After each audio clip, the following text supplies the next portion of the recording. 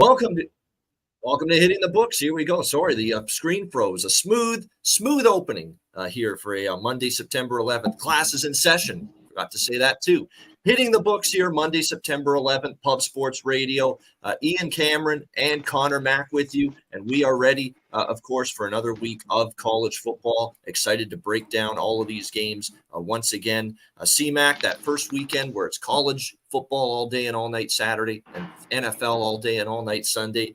It's a long one. It's a marathon. It's a grind, but we're here.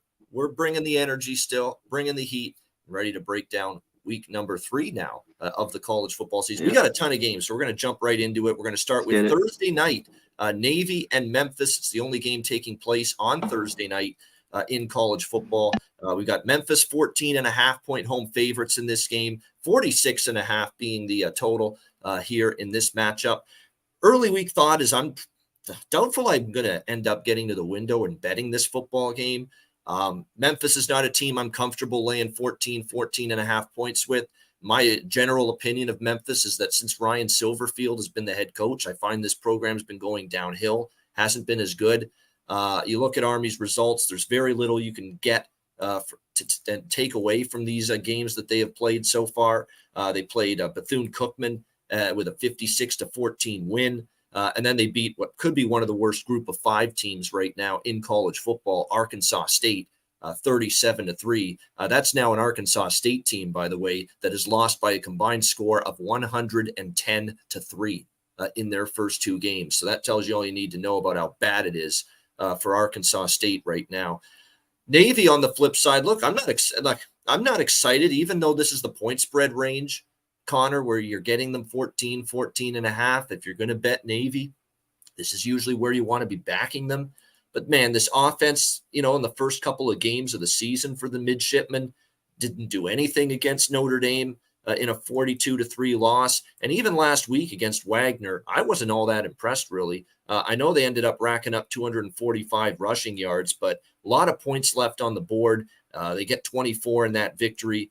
And again, you're talking about an offense that was supposed to be showing some different things this year. Of course, the triple option offense is sort of, taken aback and downgraded a bit by the fact that the cut blocking has been called illegal now in college football. But, against Wagner, I thought they could have probably done a little bit more job in terms of finishing drives and settling for just the 24 points there. And keep in mind, they were 42-point favorites. So the betting markets expected and the odds makers expected Navy to be able to score into the 40s in that game against Wagner, and they only ended up getting 24 points. So this is a bet against team versus a bet against team as far as I'm concerned. I ain't laying doubles with Memphis, but it's hard for me to trust Navy. Maybe you look under here in this Navy-Memphis game. Your Navy's not going to play at a fast pace. We actually thought we'd see them play a little bit quicker this year, but certainly in the Notre Dame game, that wasn't the case.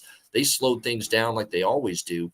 Memphis is a team that plays a little bit more faster pace, like a moderate tempo, if you will. They're not like extreme tempo, but moderate tempo, and they can score points in bunches. But their defense does look to be better. Now, how much can you take away from holding Arkansas State to 3? A pretty bad team and a pretty bad offense.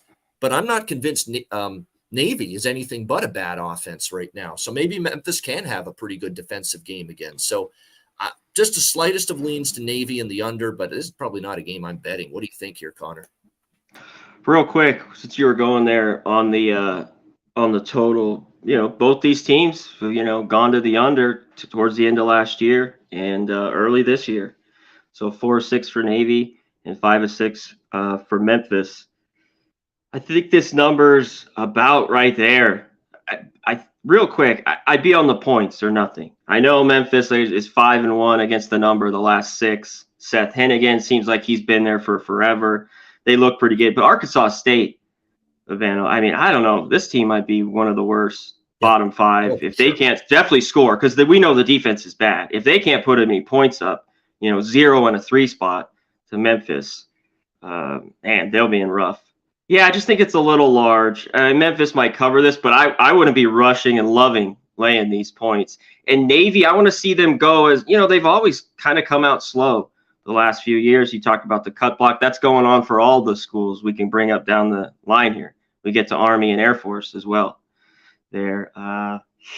yeah, I lean the points here, but it's just a lean. All right, now a game, at least I do have a little bit stronger of an opinion on this next game, Friday night here. Virginia and Maryland. We've got Maryland 14-point home favorites, 50-50.5 the total in this game. This is one of 3 games on Friday night. Maryland, I'll tell you what, it took this team a long time to get going. Saturday night home game on NBC against Charlotte. And man, they started off that game horrifically in the first quarter, down 14-0.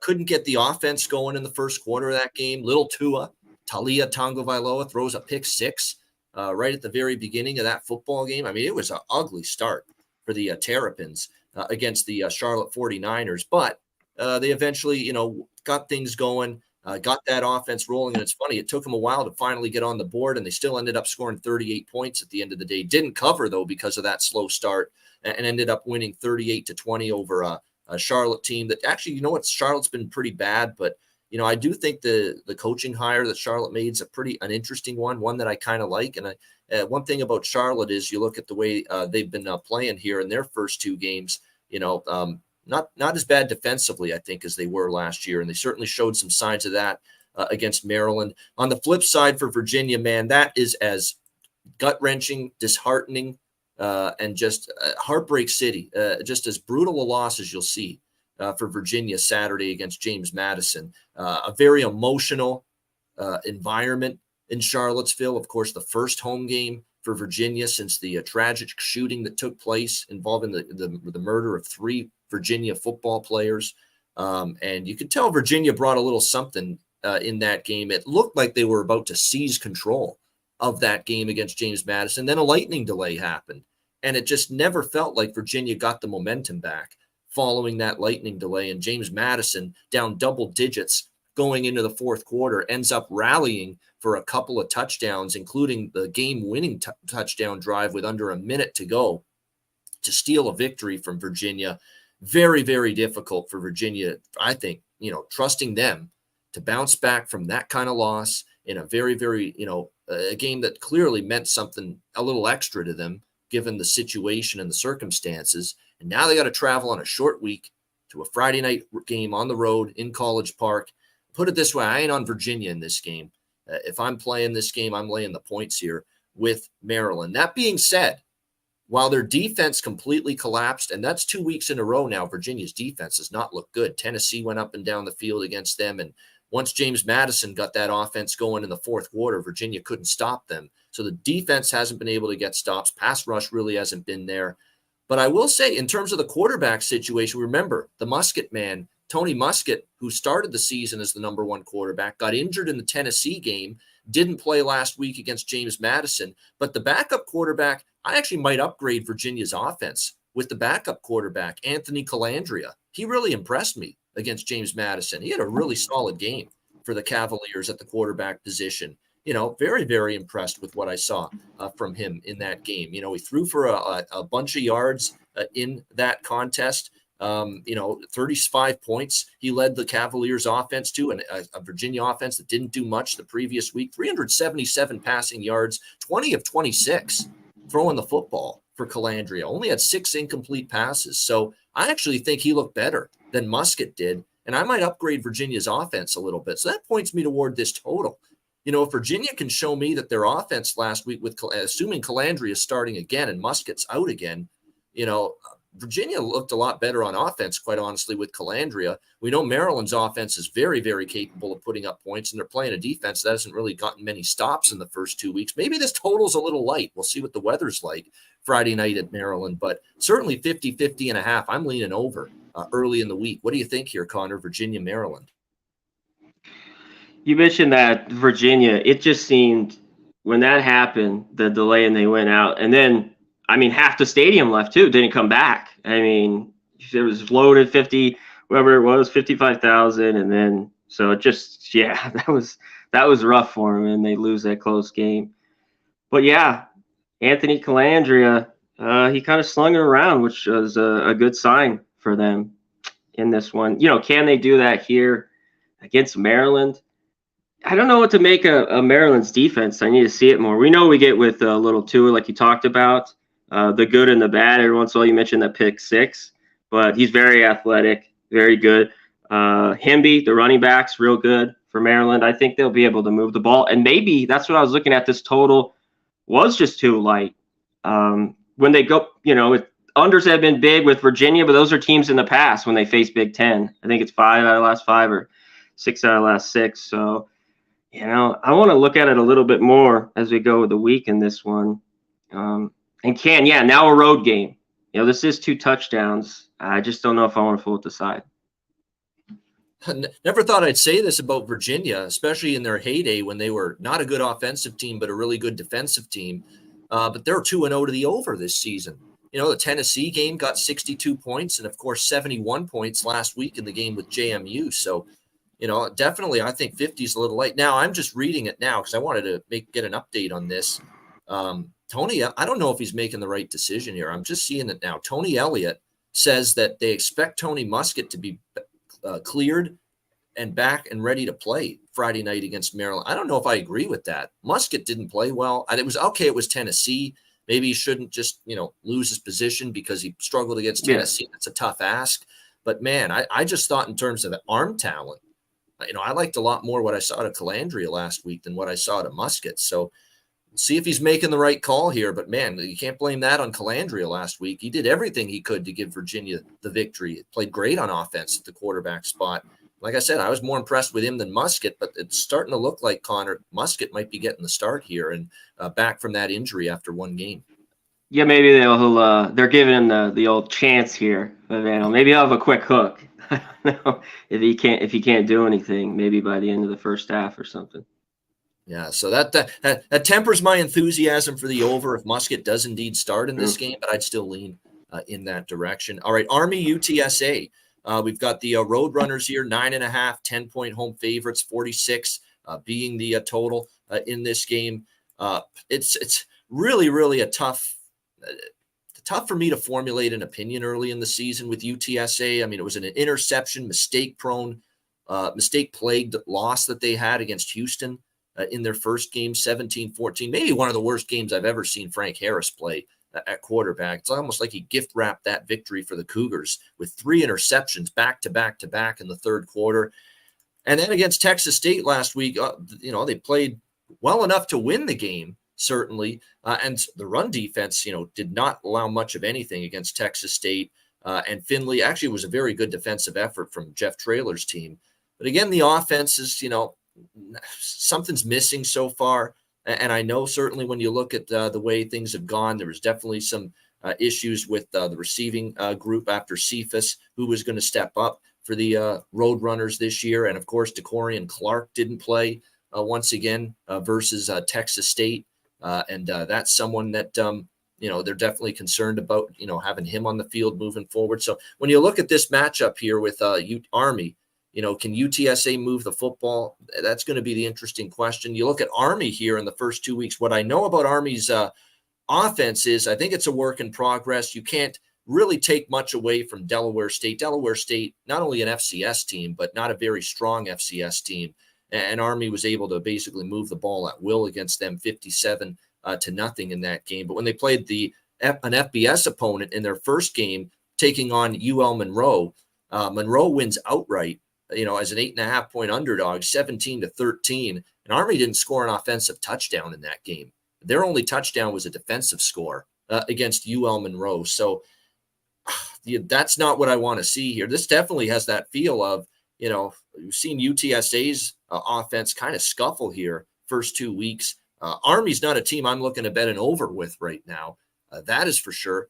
Given what I saw from the Army offense in their one game against an FBS foe, and it's not even an ULM with not trying to disrespect ULM, but that's like a bottom portion of the Sun Belt team, UL Monroe, and Army couldn't get the offense going. Did not score a touchdown offensively, like I said, against UL Monroe in that game. So not really fond of what I've seen from the UTSA. I expected big things from UTSA offense, and I just haven't seen it really through the first 2 games. And of course, not to mention, worth noting, the Army ULM game obviously stays under the total, only 30 points in that game. And UTSA two unders to begin the season and not close. I mean, 59 was the total against Houston, 31 points in that game. 65.5 was the total in the Texas State game, and it only ends up with 33 points. So under or nothing for me here. Sidewise, Army is always a better profile as a dog. Yes. I'd lean that way, but man, if they fall behind, I don't think they're a come from behind offense. But are they going to fall behind in this game, given what we've seen from what's been a very disappointing offense from the Roadrunners to start the season? So mild leans, likely not playing the game, but mild leans to Army and under for me. What do you think here, Con? This is one that just because how good they've been as a dog, it's a little bit tempting with Army, but I like to have over 2 touchdowns with them. And you mentioned their favorite, and they lose to Monroe because they've been good going back to last year. Team was a little different; they were scoring a little more in that Babeno, but they've been, until that loss, which they were favorite most of these games. Some of them as dogs, they cover the number. The last 8, they're 7-1 back to last year. And UTSA, where has the offense gone? I guess you got to give it up a little bit for the defense. I thought they'd be able to, on that Texas State defense that I think's okay. I thought they'd at least get in the 30s. Yeah, that's alarming. Yeah, it is. So I got to give credit to the defense. Hopefully Frank Harris, he's been there. He'll get clicking more with Cephas and these guys. Right now, I don't know how you want to feel good laying points with UTSA until they see it. I mean, they are at home in this one. And to show for these games with these two teams right now, it'd be the under, lean on the total too, until they start getting up and down in this one. And what do we get from Daly here? The quarterback from Army. Obviously they beat up on Delaware State, but can he even move the ball here? I'm not so sure. So I agree with you. I wish it was a little bit bigger with Army, but on the total, yeah, I'm definitely leaning under. Yeah. So like I said, lean Army and under. The thing that concerns me about Army is if you're going to say something really, really strong about UTSA through 2 games, it's the run defense. Houston couldn't run the football against them, and neither could Texas State. I mean, there was no run game to speak of for either of those 2 teams against UTSA. Houston had 38 rushes for 101 yards on the ground against UTSA. And then we saw, obviously, Texas State have 0 run game. I mean, the numbers are ugly. I mean, 29 carries, 31 rushing yards, 29 carries. What the hell is that? Like 1.1 yards per carry or something like that? I mean, that's absolutely terrible. No run game. And if Army can't run the football, you worry about what they're going to be able to do offensively here in this game. So that's a matchup I'd be worried about if I'm Army here. Against a run defense that's been pretty good so far this season in UTSA. All right, Utah State and Air Force, the 3rd and final game on Friday night, a little Mountain West Conference action. Air Force 9.5 point home favorites here, 46.5 being the total in this game. Fascinating to see here this matchup. Of course, when you look at the Air Force Falcons, Zach Larrier has taken over as the quarterback, and Air Force, is a team where we've seen Zeke Daniels, we've seen some decent quarterbacks there to run that option offense here for the Troy Calhoun and this Falcons team. Air Force in their first 2 games, it's hard to really take much from them. Robert Morris in the first game, 42-7, but failed to cover as 47.5 point favorites. And really, when I evaluate those FBS versus FCS games, like I say, you don't want to take too much out of them because it's a lot of times it's different class of team and opponent. But when I see a team that's favored by 47.5 points in a game against an FCS team and they fail to score the number of points they were favored by, that does concern me a little bit. When it comes to Air Force. And then last week against Sam Houston State, look, I'm going to say it right now. Sam Houston State's got one hell of a defense. So I don't want to go crazy about penalizing Air Force for only scoring 13 points last week against Sam Houston State. Sam Houston State frustrated BYU's offense the week before, if you'll remember.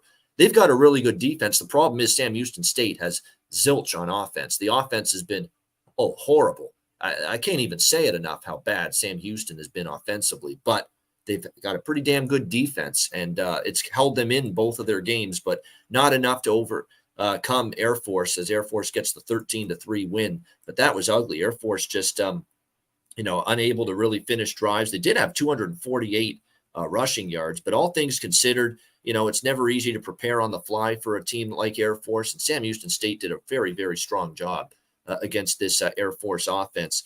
Utah State, I'm not so sure we're going to see the same defensive effort from them here against Air Force. They lost 24-14 against Iowa, but they did cover in that game. And then they put a 78 spot on the board against Idaho State, the Bengals, in FCS action, 78-28. Of course, Cooper Legas is still the quarterback there from last year. He got a bunch of starts as well. Last year, he had pretty solid numbers overall for the Utah State Aggies, 61% completions, 11 touchdowns, a few too many picks, 9 interceptions this year so far, 71.9% completion rate, 3 touchdowns, 1 interception. And keep in mind, they were moving the football at times for their first game against Iowa. And you can say what you want about how Iowa's offense still a work in progress, probably a little bit better than it's been the last few years now that they have McNamara there at the quarterback spot, but still a very good defense, Iowa, year in and year out. And Utah State was able to move the football effectively for portions of that game against Iowa. So, Utah State they covered against Iowa and only lost by 10. They destroyed Idaho State last week. I'm kind of tempted by Utah State here in this spot, plus the points. That's the lean right now for me. And keep in mind, series history-wise, this has been a problem opponent for Air Force 2 years ago. And Air Force was a phenomenal football team 2 years ago. And Utah State still is a 9-point dog, ended up beating Air Force 49-45. And again, last year, Utah State, huge underdog. And it wasn't even as good a Utah State team. 11-point dog, they beat Air Force outright, 34-27. So that's not a series history that tells me I'm ready to lay 9 here with Air Force in this spot. So definitely lean Aggies here, Utah State plus the points. The last 2 games in the head-to-head series, I mean, how many points did we have? We had 61 last year. We had 94 the year before that. They flew over the total. It's obviously 46.5. Utah State plays some tempo.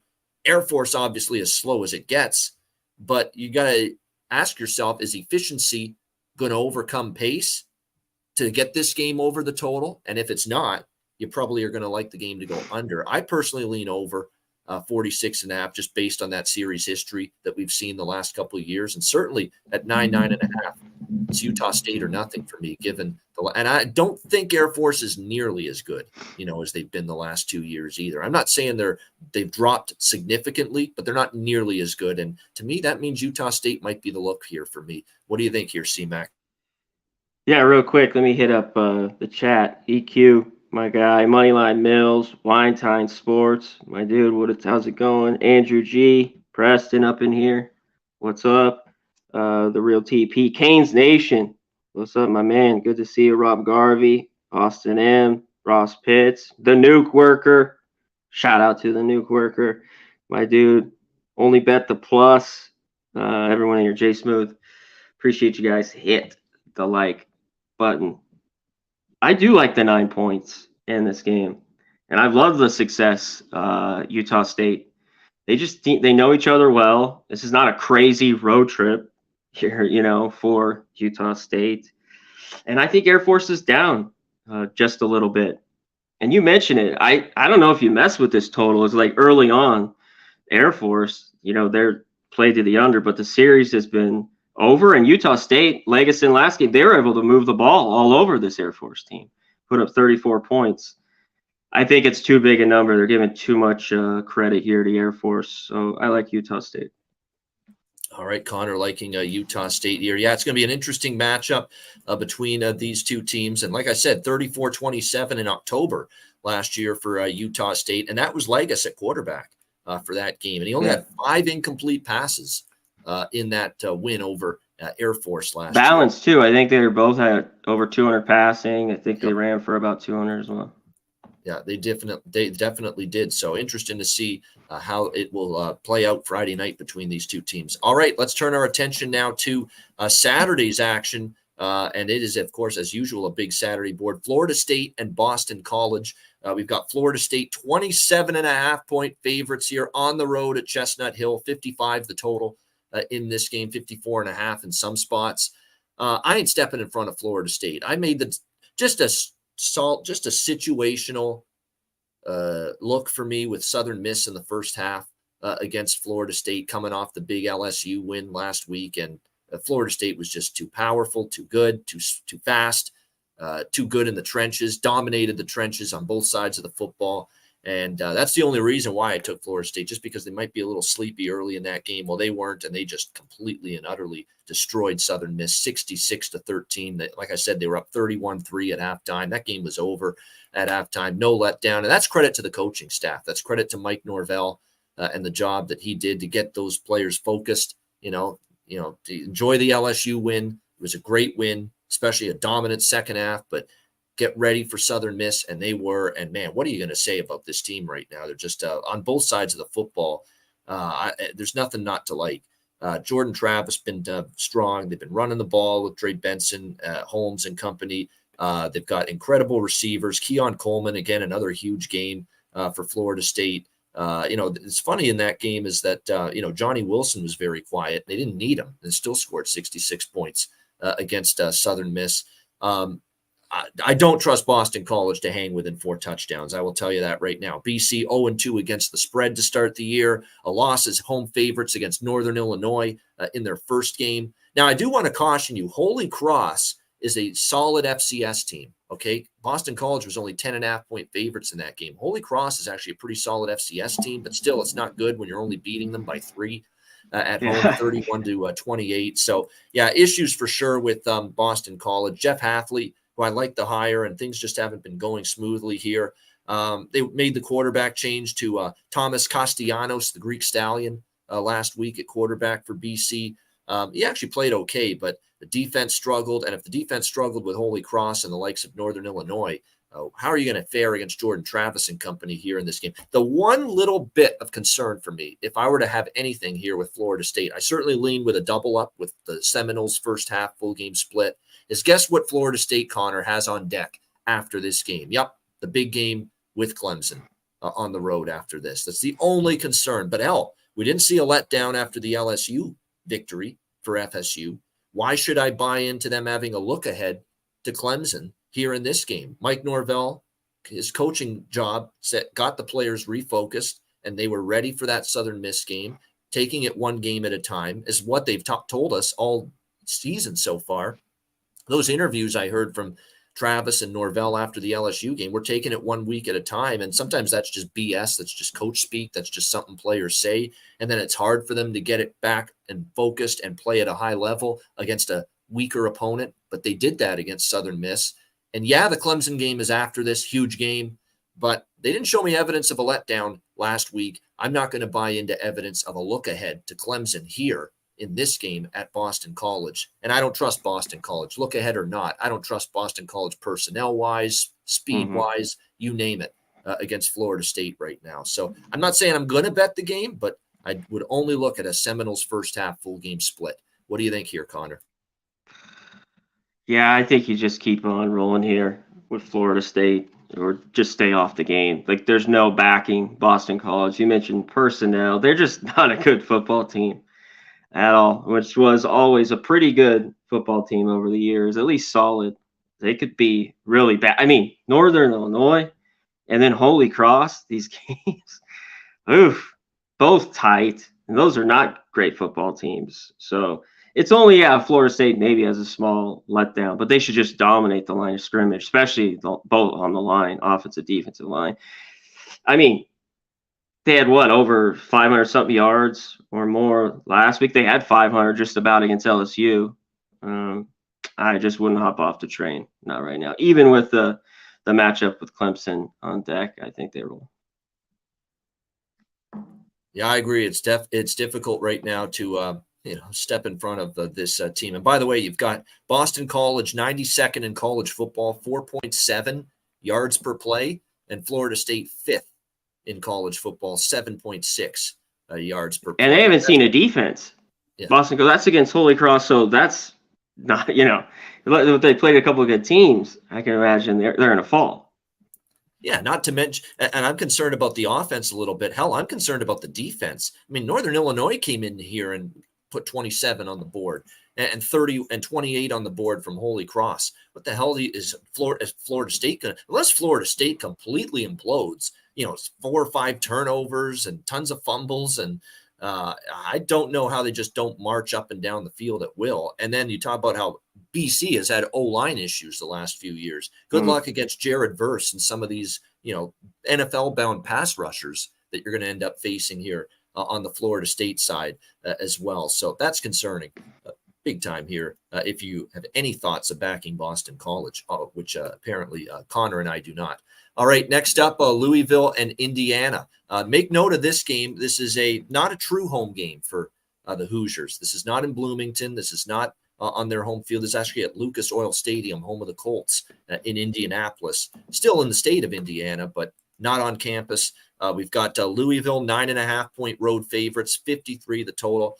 This is lay it with the road favorite or nothing for me, quite honestly. I mean, I just don't like what I see from Indiana's offense here so far to begin the year. And Tom Allen hasn't committed to a quarterback through the first 2 weeks of the season. He's gone back and forth. The first game of the season, we saw Sorsby get the start for the Hoosiers at quarterback. And then last week, after Brendan Sorsby started the first game, he went to Taven Jackson to be the quarterback for Indiana. So he's still trying to find some answers at the quarterback spot. But, Sorsby obviously had a tough time against Ohio State. But Taven Jackson certainly looked better, but he looked better against Indiana State, much, much, much weaker opponent, 41-7, last week. They are 2-0 against the spread, Indiana. I will say that. But, if you're going to play Louisville, you're going to have to score points. I like what I've seen from Jeff Brom's Louisville team on offense. He's got a quarterback that he knows well here in Plummer, who's been with Jeff Brom before at Purdue. Great continuity there, and we've seen it. They did a number on the Georgia Tech defense in their first game. Jack Plummer looks very, very confident. I like the running back position. They've got Jamari Thrash, Huggins Bruce leading them at wide receiver. Joey Gatewood, a guy that actually was a quarterback at one time, transitioning to a tight end. It's been solid here for the Cardinals as well. So lots to like on offense with Louisville. 39 against Georgia Tech, a shutout. Covering as 43.5-point favorites against Murray State, 56-0. That's funny. I had over 54.5 in this game. Louisville did all the scoring for me to help that game get up and over the total. So, you're going to Indiana here. We'll see. And the one thing I'll say about Louisville is, and Louisville kind of was in this situation against Georgia Tech where, they were a team that was in sort of hostile territory in the state of Georgia, but not a true home game for Georgia Tech. Same thing here. They're in Indiana, but not a true home game for the Indiana Hoosiers. I don't trust Indiana's offense enough. When you're going back and forth between quarterbacks, I'm not trusting you to put up points. Louisville or nothing for me here in this game. Conor, what do you think? Louisville, Indiana. Yeah, the Louisville offense you mentioned definitely looks good the first couple of weeks with Jack Plummer. And can their defense do well here? I know, Indiana beat Indiana State. I don't think that's great. Only got 3 versus Ohio State. Can they do something here? I think that's it. You mentioned the 2 quarterbacks, Jackson, Sorsby, and we went back and forth again last week. Can they move the ball on this Louisville defense? And can their defense get a little better in this matchup? Right now, though, I just haven't seen enough that I want to lay points with Louisville, even though I think they're the better team. This is one I have to stay off right now, and I'm gonna look at the total a little bit more as we get rolling in the week. All right, we move to the Big Ten, Penn State and Illinois. We've got Penn State 14 in some spots, 15 in some spots. So make sure you shop around here. Them laying 2 touchdowns or so on the road in Champaign, Illinois, 48.5, 49 being the total here in this one. I'll say it right now. If you want to put a contender through 2 weeks of the season to be the most disappointing team in Power 5 college football, Illinois has got to be right up there right now here. And I know they beat Toledo, so really they're only 1-1. On this, it's not like they're 0-2. They did win against Toledo, but man, it was just such an unimpressive performance against Toledo, and they needed a late touchdown drive from Altmaier in order to be able to win that football game. And then last week, and that's the thing that's been startling about Illinois. This was a hell of a defense last season, and they did lose a lot from that defense, but I didn't think they'd fall off this much they have clearly fallen off, and they miss a lot of that NFL talent that departed from this football team in the offseason. I mean, giving up 28 points against Toledo, and then 34, and could not stop Jalen Daniels and that Kansas Jayhawks offense on the road last Friday night. 0-2 against the spread because of those defensive issues so far this season for Illinois. Penn State, on the other hand, 38-15 win against West Virginia.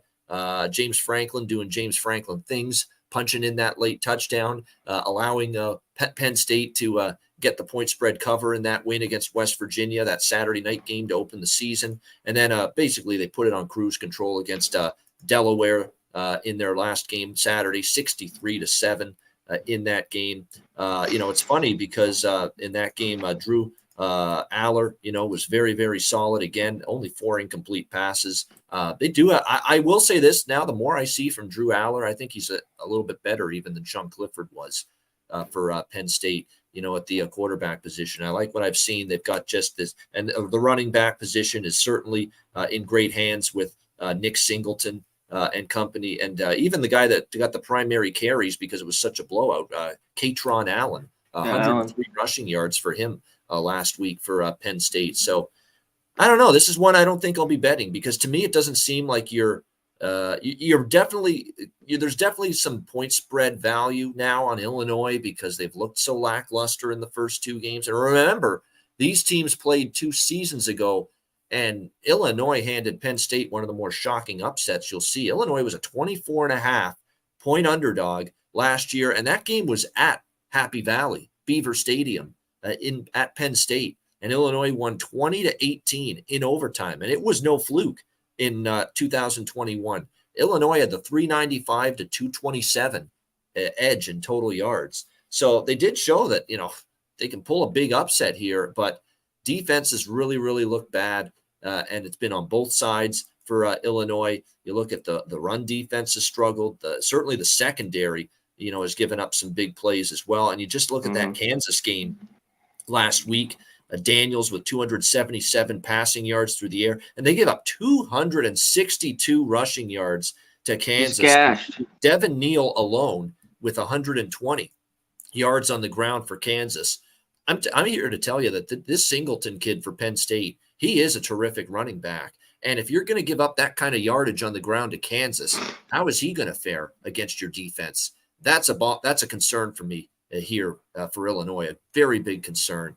I don't think I can do it. I don't think I can, even with all these points. And definitely there's been some downgrading Illinois in the betting markets, to see this number where it's at. They're a 2 touchdown home underdog, but I don't think I can trust them. This defense is not, and Penn State looks really, really good, both sides of the ball to begin the season. West Virginia had a hard time moving it against them in the first game. And the one thing about Illinois is Altmaier, lots of room for improvement. I thought there wouldn't be that huge decline from DeVito to him. He's still definitely got to keep showing room for improvement. And the run game, which I didn't think would drop off as much too without Chase Brown for Illinois, the run game hasn't been, as good either for the Illini. Only 45 yards rushing for Reggie Love III in that game against Kansas last week. So I ain't stepping in front of Penn State at this point. I'm not willing to do it. What do you think here, C-Mac, Penn State, Illinois? Yeah, until they get it fixed, I don't want my money on them. This was a late bet for me on Friday night with Illinois. I thought, that was game 1. We talked about it with the secondary, even the linebackers that went to the NFL, but it's been both. They've given up to the pass. So you talked about, but the run, we mentioned it. I think they gave up 188 to Toledo the day before, and I mentioned I thought get to practice, maybe they'd sure that up. It just got blasted by, all right, Kansas team on the ground. So until this defense, which they've hanged their hat on, and Bielema has been very good as a dog. That was another reason I went to it. And now he's here, a double-digit dog at home. Can they put this together this week? They've had some success like you talked about, but it's just nothing at this minute I want to rush to. But I really don't love – I know Penn State looks really good, but I don't want the other side. James Franklin, double-digit dog. Favorite on the road. Maybe as a team this year that'll just go in there and blow them out. But I think this is a watch for me as well. That is the one thing that I've got concerns about with laying it with Penn State. There's these bigger road favorite roles sometimes in Big Ten play, and they're not always covering these kind of numbers. So, but I don't want Illinois. Not But after everything you've seen, yeah, it's tough to take. Bielema is reaming out his defense after the Toledo game, saying we got a lot to improve on. We got to be a whole lot better than that moving forward, and they showed nothing in terms of being better against Kansas on defense. Nothing. So no, not going to do it. No Illinois for me, and it doesn't sound like it for Conor Mack either. All right, next up, we've got Kansas State, Missouri. Missouri. These used to be Big 12 foes. Now they're, of course, different conferences. Kansas State, 5-point road favorites, 46 the total here in this game. Was very impressed with K-State. Very, very impressed with K-State against Troy last week. Troy, again, no slouch, a solid Sun Belt team. But like I said last weekend, and we talked about Troy, Kansas State, I think Kansas State laying the points was the way to go. I did cash a ticket with K-State, 42-13 win against Troy. I just didn't trust that Troy offense to work against Kansas State, and it didn't work. They only had 167 passing yards from Gunnar Watson. They had no rush attack, 70 yards rushing for Troy. That was it last week against Kansas State. And I like what I see from the Kansas State offense. Very balanced. They can run it. Look, obviously they don't have Deuce Vaughn anymore, but Trayshawn Ward, DJ Giddens were able to run the ball. And Will Howard now, he's been here multiple years. He is firmly ready to be not only a starting quarterback, but a good one. And he had a really good game as well for Kansas State, 250 passing yards, 3 touchdowns in the win against Troy. Missouri, what do we make of them? 0-2 against the spread. They don't cover against South Dakota, 35-10 at home. And then very troubling for me, Conor, 3 touchdown favorites against MTSU, Middle Tennessee. And they barely survived with the straight-up win, 23-19 in that game. And in terms of yardage, 316 total yards for Missouri and 285 total yards for Middle Tennessee. So only a plus, 30 or so yardage advantage for Missouri at home against Middle Tennessee. That concerns me gravely about this Missouri team. And I'm thinking, you know what, Missouri, Eli Drinkwitz, knows what he's doing on the offensive side of the ball. You got a quarterback now that's been here a long time, Brady Cook. Time for him to take that step forward and really improve. I'm not seeing it. 14-19, 219 passing yards against a very, very much weaker opponent. That's not the kind of numbers I want to see from the quarterback position for Missouri. So they're betting Missouri. I mean, this thing opened 6 down to 5. Not me. I definitely wouldn't be. Now, I get it. Last year, these teams played, and I was on Missouri last year at K-State, and what a horrible bet it was. It was all K-State, 40-12 last year. They keep betting Missouri. The more I'm interested in Kansas State because I just think they're the better football team. And quite honestly, Drinkwitz, has he really improved this program since he's been here? I think I got to give Chris Kleiman the coaching advantage here in this matchup as well. What do you think here, Conor? K-State, Missouri? Yeah, I don't know if he has with Missouri. It's short here, home dogs. It just, if it drops maybe a little bit lower down to a field goal, I think K-State might be the play. Yeah, I liked them too. That was a favorite that got it done. It just got over too there. Troy had the over in that game. And that total dropped right before it started too, down to 49 in that game. Yeah, I just think they're a little bit of the better football team, like you talked about. Someone just put in there was a Bengals. So yeah, Brady Cook. Nothing's really changed. When you have these college quarterbacks, like they have a decent game or moment, but the old things creep back in. Just the bad throws, the incompletions, the interceptions. They are at home. This is where they played their better football, so at least they can hang on that. And I still want to see Missouri a little bit. Is their defense really for real? I still have questions with that as well. This is a game I'm going to wait on a little bit too. Yeah, going to be interesting to see because to me, there's definitely, and Missouri's defense wasn't nearly as bad last year at times, but I thought Brady Cook's, if they keep committing to him at the quarterback spot, this is at some point you just got to say, develop, grow, improve, as a starting quarterback. And I'm still waiting for it to happen, quite honestly. with him. We'll see if he can play well here against Kansas State on Saturday. All right, LSU and Mississippi State, SEC matchup here. We've got LSU a 9.5, 10-point road favorites, 53.5, 54 being the total in this game. Ended up cashing a ticket last week, Connor, against Mississippi State. And I mentioned it on Hitting the Books last week. Thought Arizona was very live against Mississippi State. Reading the tea leaves, I don't like what they're doing in Starkville. I don't like that they extricated and eradicated the air raid that Will Rogers was so comfortable running under the now, of course, deceased Mike Leach. I don't like what Zach Arnett's doing. It's like he's trying to say, okay, my team now, we're doing it this way, we're doing it that way. And that's not how you do things sometimes in college football and expect great results. Now, they did win last week, 31-24. It's not like it was the end of the world. They still got a victory, but didn't cover the number, obviously. And I think they still look at this as a Mississippi State team where, still some concerns, certainly some concerns in their secondary. DeLauro lit them up. If he didn't have 4 interceptions, he also, as long as in the times he didn't throw the football to Mississippi State with those interceptions, he was moving it up and down the field through the air, 342 passing yards against Mississippi State secondary.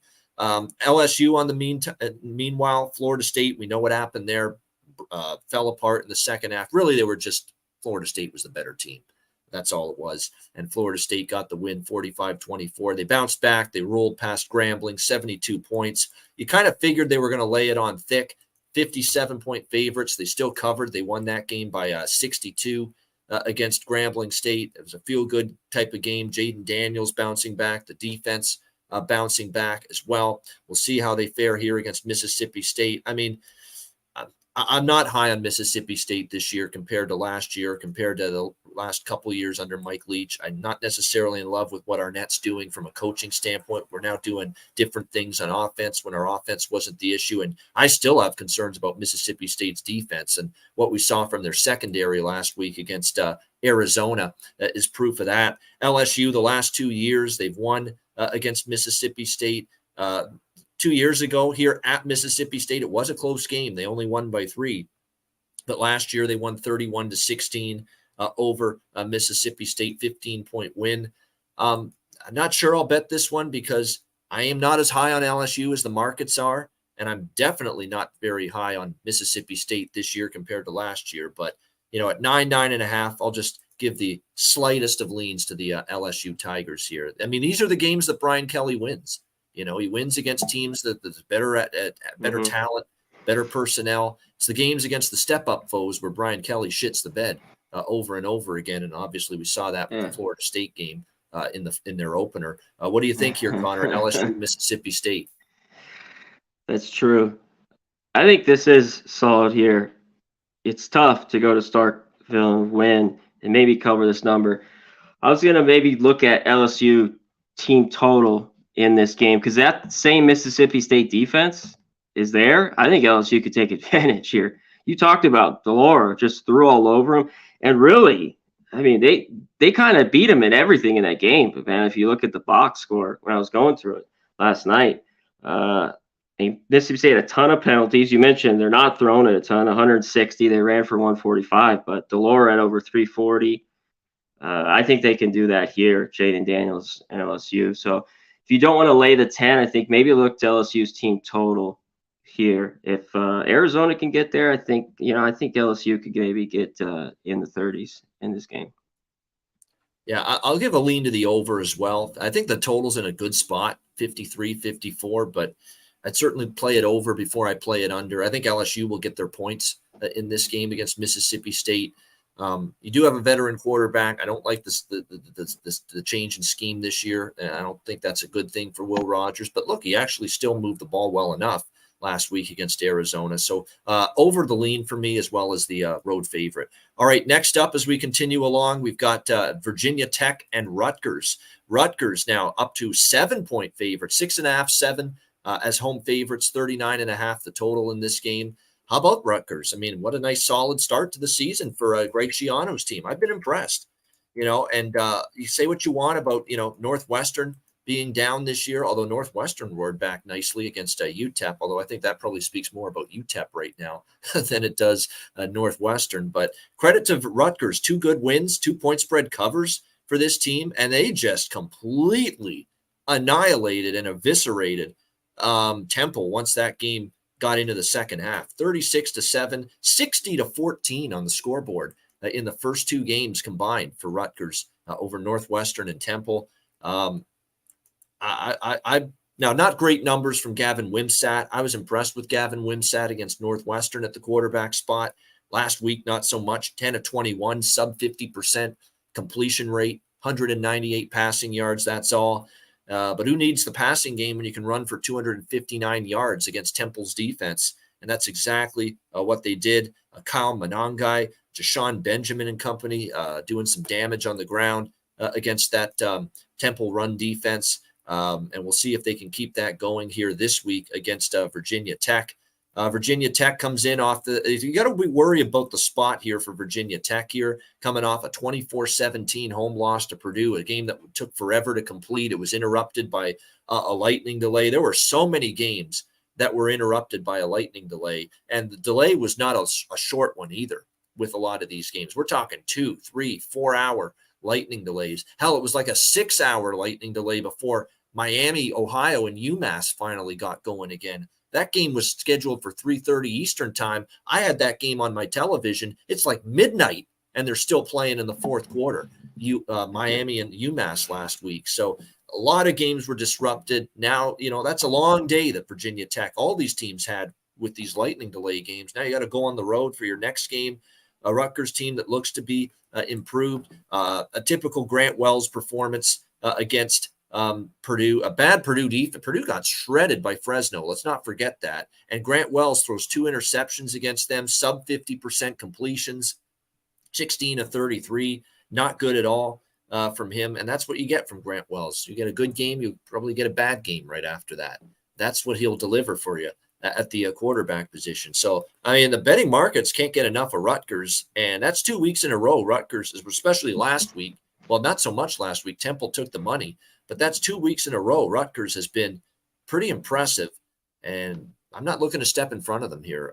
It's getting up there at 7, but it's not a team I'm betting against, not a team I'm stepping in front of at the moment with what I've seen from the Rutgers Scarlet Knights. And shout out to their defense as well. I get it. Northwestern and Temple, maybe not quite the challenge Virginia Tech will be, but that is a serious Rutgers defense. Like, they have looked very, very good in their first 2 games, shutting down E.J. Warner, shutting down Ben Bryant of Northwestern in the first game. That's a really, really good defense Schiano has there. Don't sleep on them. What do you think here, Conor? Virginia Tech, Rutgers? Yeah, someone put real quick on that last game. I know the 5 turnovers. Arizona doesn't have that. They just are. I think they win the game. Yeah. It's amazing they covered with the turnover margins against them in that game. Let's get to it here. This is, I get it, but now it's 7. It's a little late, I think, even early here on Monday with Rutgers. And another good thing for them, they're at home. I think that's what people liked about it, Havana. You get in under the touchdown with Rutgers. Because I think Virginia Tech, this is out of the few games, their toughest test. I know we're getting points, but Grant Wells, I'm having a tough time. I think this Rutgers defense, another, I don't think how much better Virginia Tech is. I think they can kind of handle him. And obviously we have a low total here, just at 40. So I want to sit with it a little bit more. I think now it's 7. I do like Rutgers at home. And, can they maybe get the offense going a little bit more? But, just hand it off. Wimsatt might not have to do much. He's that guy who, gets 150 yards a game. So I need more, even with Grant Wells. I just have a tough time watching him and having my money on him, and definitely not as a favorite. I know he's catching 7. I think I'll wait here. All right, Alabama and South Florida. Is this wrong place, wrong time for a South Florida team facing an Alabama team off a loss against Texas on Saturday night? We will find out. But Alabama, 32-point road favorite, 61.5 the total here in this one. Now, long term, I know the numbers for Saban against the spread off a loss are very good.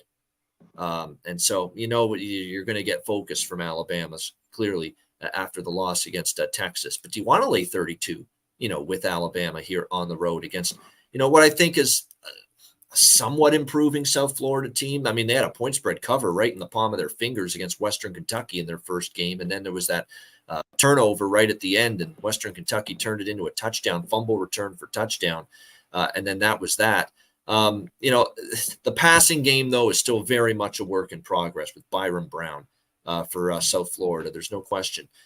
He's still got to work at improving and becoming a better polished pocket passer. Even last week against a Florida A&M team, he had 197 passing yards. That's not exactly what you want to see, especially when you play Alabama. You can't trust USF to run the ball effectively. You got to have some semblance of a passing game. I don't know if Brown here at quarterback for South Florida is going to provide that for them necessarily. This is a really tricky game, but at the same time, I really truly believe at the quarterback position, Alabama not nearly as good as we've seen in the past with Jalen Milroe. And that 34-24 loss, I know at times he looked all right, but there were times that he had made mistakes and 2 bad interceptions and completing only 14 of his 27 passes in that game. Not what I want to see. And, if you're going to be a 32-point favorite, I don't care who you're playing, you got to be able to run up the score. Maybe they can do that against South Florida, because I will say this about the South Florida defense. It's still a work in progress. They gave up 41 to Austin Reed, a great quarterback in Western Kentucky in their first game, 24 points allowed to Florida A&M last week as a 20.5-point favorite. It's not exactly what you want to see from the defensive side of the football. What would bother me here from a South Florida perspective going into this game is the fact that, the run defense, let's see how it is against Western Kentucky. It actually was very good for South Florida. And their secondary was shredded, South Florida, in the 2 games. But are you going to be able to trust, Alabama and Jalen Milroe to throw against that secondary? Because to me, the pass defense looks atrocious for South Florida. Western Kentucky ripped them through the air. Even Florida A&M had 374 passing yards against them. But Florida A&M couldn't run the ball a lick. And the South Florida run defense, Conor, was solid against Western Kentucky. And to me, Alabama's got to be able, against any opponent, to run the football effectively with so many more questions at the quarterback position and in the passing game. So I think it's a matchup that if South Florida could be able to stay inside a number like this, but I'm not rushing to fade Alabama off a rare loss against a team that still have those question marks about on the and two, if South Florida, even if they have solid run defense, they got to be able to score some points. Can Brown do that against this Alabama defense? Can they run the football against this Alabama defense, which, that front line, I think, can still be pretty solid for them? I'm not so sure they can. They did run for 374 against Western Kentucky, but much different opponent here in this one. So I'm torn both ways here. I mean, Alabama's got a strong long-term track record off a loss, but I don't think this Alabama team's nearly as good, and I'm still not rushing to lay 32, I'll tell you that. What do you think here, Conor? Alabama, South Florida. I think Alabama bounces back in this game and takes care of South Florida. That game, they have problems with other big teams, Alabama, on both lines. Their offensive line and defensive line. They need to get to work there. Mention it. Milroe, the mistakes. He wasn't very good. His completions, like you talked about. The penalties were horrible. I think they had over 10, right around there. Was Bama. So not a coach team there with Saban. So I think they score a ton here. Maybe look at their team total or get over in this one. And keep in mind, the last time Alabama lost a game against LSU, and next game they didn't cover against Ole Miss. That was last year. So that's the most recent example of them off a straight up loss. And, they didn't cover in that game. They won, but they didn't cover. So keep that in mind. And it is a lot of points. We'll see if Alabama can still clear this number 32 as road favorites in this one. All right, Minnesota. Wait. We got to get to this real quick for you. Yeah. There was no doubting from us. So I think you got the wrong show. I think you're listening to the wrong people. Who's doubting? Doubting Colorado. They're like, we weren't doubting them. So I think you're listening to another show. I was never doubting them. I was talking about how quickly the betting markets were upgrading call. And clearly the upgrade was warranted because, to destroy Nebraska again like Nebraska that. can't Let's move put the it this ball. way. I have no interest in, we'll get to that game. I have no interest We'll in get to it. Colorado State this week. Let's put it that way. When we get to Yeah. that game. All right, next up, we got Minnesota, North Carolina.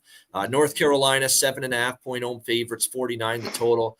I'm telling you what, Athan Kaliakmanis for Minnesota, he's not doing it for me at the quarterback spot.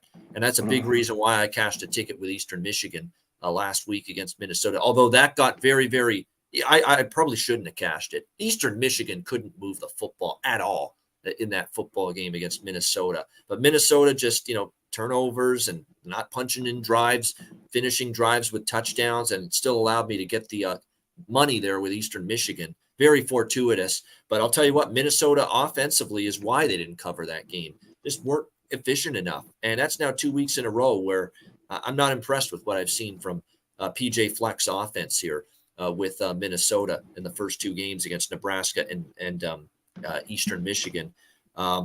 I think the move upward is warranted because I do think this North Carolina defense, they were great against South Carolina. They did give up some points and kind of looked a little bit more like that last year North Carolina defense against App State, but they survived it. They get the overtime win. I mentioned it last week. I thought there was a wider gap between App State and North Carolina this year, but that series history just stuck out like a sore thumb, where every recent meeting, App State and North Carolina was a down-to-the-wire thriller. And I said, for that reason, I had to take a small bite of plus 19.5 on App State. And I'm really glad I did, as that game, obviously, no sweat cover with App State, taking North Carolina to overtime in that game. Obviously, I still like the offense. Drake May, very loaded North Carolina offense. So the defense had that dominant effort against South Carolina. We're thinking, Gene Chiswick's stop unit looks a lot better this year. And then they kind of took a step back last week against App State on the defensive side of the football. It is worth noting British Brooks is expected to be at practice this week for North Carolina, Keekog in the running back spot, and expected to be back. Of course, the NCAA made the decision about Tez Walker not being available, but, Gavin Blackwell, Kobe Paysur, Nate McCollum, and others have stepped up well enough at receiver, still have a lot of weapons to work with. I don't trust this Minnesota offense, period. And even against a defense that 1 week they're up, 1 week they're down, I'm not taking points with this offense and this Minnesota team on the road here. North Carolina lean for me. Not sure I'll bet it, but certainly solid lean to the Tar Heels. What do you think here, C-Mac? Yeah, this is one sometimes in college football where you might want to go with the team that just going to score more, even though Minnesota hangs their hat with their defense. In North Carolina, that defense looked leaky. They gave it up on the ground, which they really didn't, against South Carolina. South Carolina threw it all right, but they were pretty balanced. Yeah, I'd like to take Minnesota, but this offense, I don't know what they could do. Now, maybe against North Carolina, they can get it done. This was one going through it was just a nothing for me in this game and a wait and see.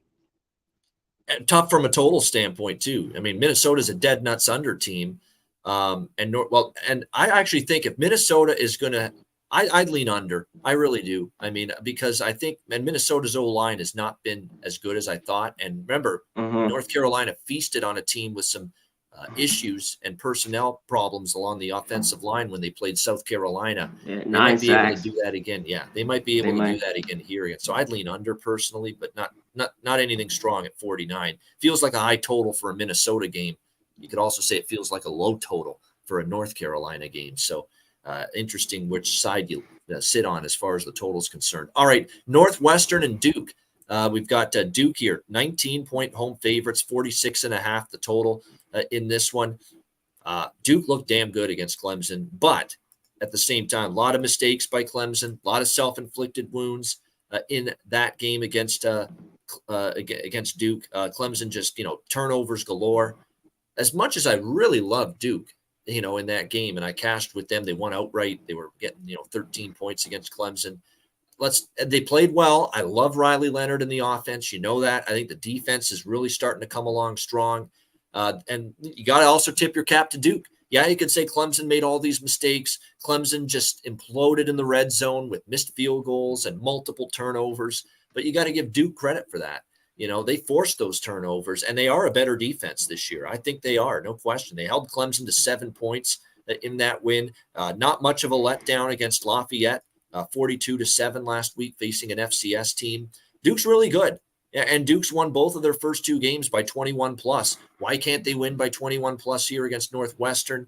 I'd certainly lean to the home favorite here, the Dukies. I'm not ready to say, Northwestern, as bad as they were against Rutgers, they're all of a sudden leaps and bounds better, and they've got things back on track. I've seen UTEP now multiple weeks. Okay, UTEP is awful, absolutely brutal, and this is a shame that we're seeing it because Dana Dimmel's done a lot of good things with this program, but he coaches still like it's 1980 on offense. Run the ball, no creativity, punting on 4th and 2, extremely slow-paced offense. And to be quite honest with you, there's been no improvement at Gavin Hardison at quarterback. And Northwestern feasted on that. They were able to run the football very effectively, 184 rushing yards, 207 through the air. Ben Bryant had a much better game against UTEP. That being said, Northwestern defensively did still give up 319 yards, but they just couldn't help turning it over. 2 interceptions for UTEP, left a lot of points on the board, went for it on 4th down multiple times and failed to finish the job. Northwestern was giving up yards to UTEP last week. Make sure you don't forget that in your handicap. Yeah, it's going to look 38-7 blowout, dominance by Northwestern. Yeah, the team still got over 300 yards on offense, UTEP. They just did a horrible job finishing off anything. They didn't finish anything on offense. So now you got to go play Duke, who I think are legit, as far as getting to that upper tier gradually of the ACC. And keep in mind, too, last year when these 2 teams played, Duke got the win 31-23. They were 10-point dogs in that game last year. Duke got the win 30. Remember, we all thought Duke was pretty bad going into the early part of last year. And then Mike Elko and this great coaching job that he's done there proved us wrong. They ended up having a very good season. The only concern here about laying the points is, look, we got Duke as a 10-point dog last year when they beat Northwestern, and now here they are 19-point favorites. I mean, what a huge difference, one year to the next as far as the point spread is concerned. But I don't want Northwestern here. Duke or pass for me. Connor?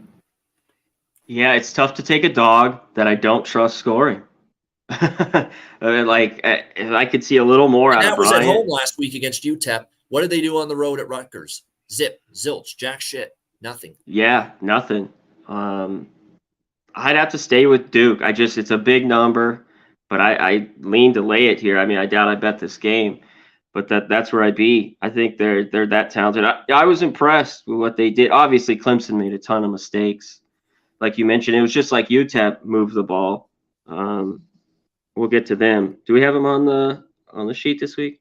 We do. UTEP? Yes, we do. Okay.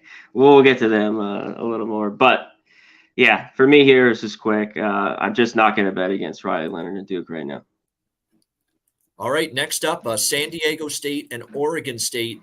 We got the Beavers, 24-point home favorites, 47 the total in this game.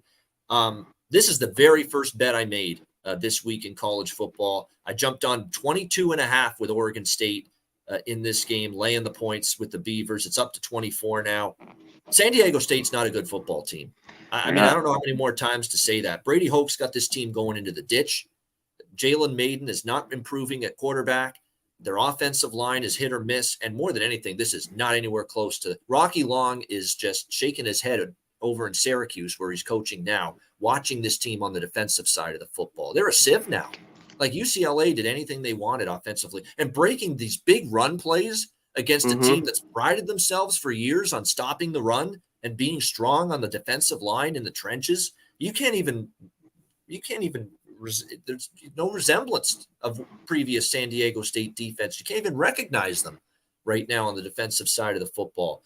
It's just not a good team. When UCLA, in a game that you've got circled in your home stadium, CBS Saturday night, when does San Diego State ever get a CBS Saturday night national TV home game? UCLA coming in, and you shit the bed like that and lay an egg like that, you're not a good football team. UCLA, it was, by the way, and I like Dante Moore. I think he's going to be a pretty good quarterback, very highly recruited, but he's coming in there and rolling over you.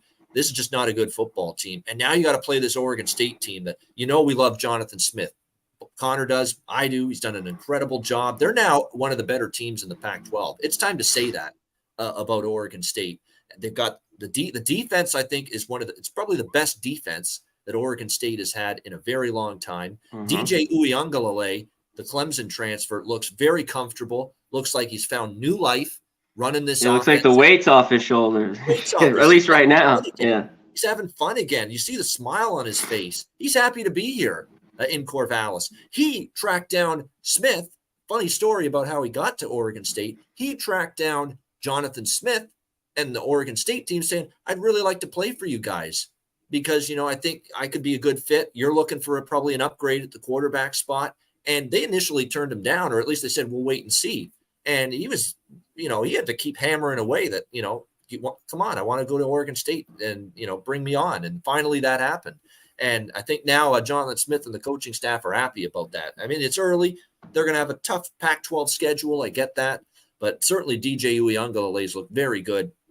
This running back for Oregon State is outstanding too. And we know now this team can't stop the run anymore, San Diego State. So good luck stopping Damian Martinez for San Diego State, this great running back that the Beavers have. So I'm totally and a tough place to play, tough place to win now for any road team. We know how good Oregon State can be at home. I think this is an ugly one for the Aztecs. I think Oregon State can get this upwards of 4 touchdowns in this game. What do you think here, Conor? I agree with you. This is one where just horrible San Diego State, as you talked about, the defense with the game that should have been circled, which was a loss that I had, and 3 picks. That was just good. It was just like, come on. About the offense, just looked pathetic on both sides of the ball.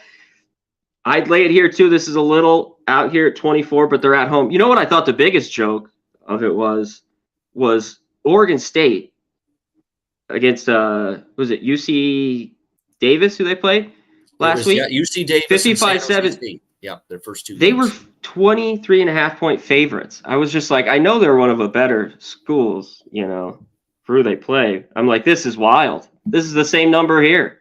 And it was, I got 23.5. And that was my biggest bet on Saturday. And they just 55-7. At home, this is where we want them. I'd lay it here too until I see something different. San Diego State football is in a bad way right now. You see what Oregon State's done at home going back to last year?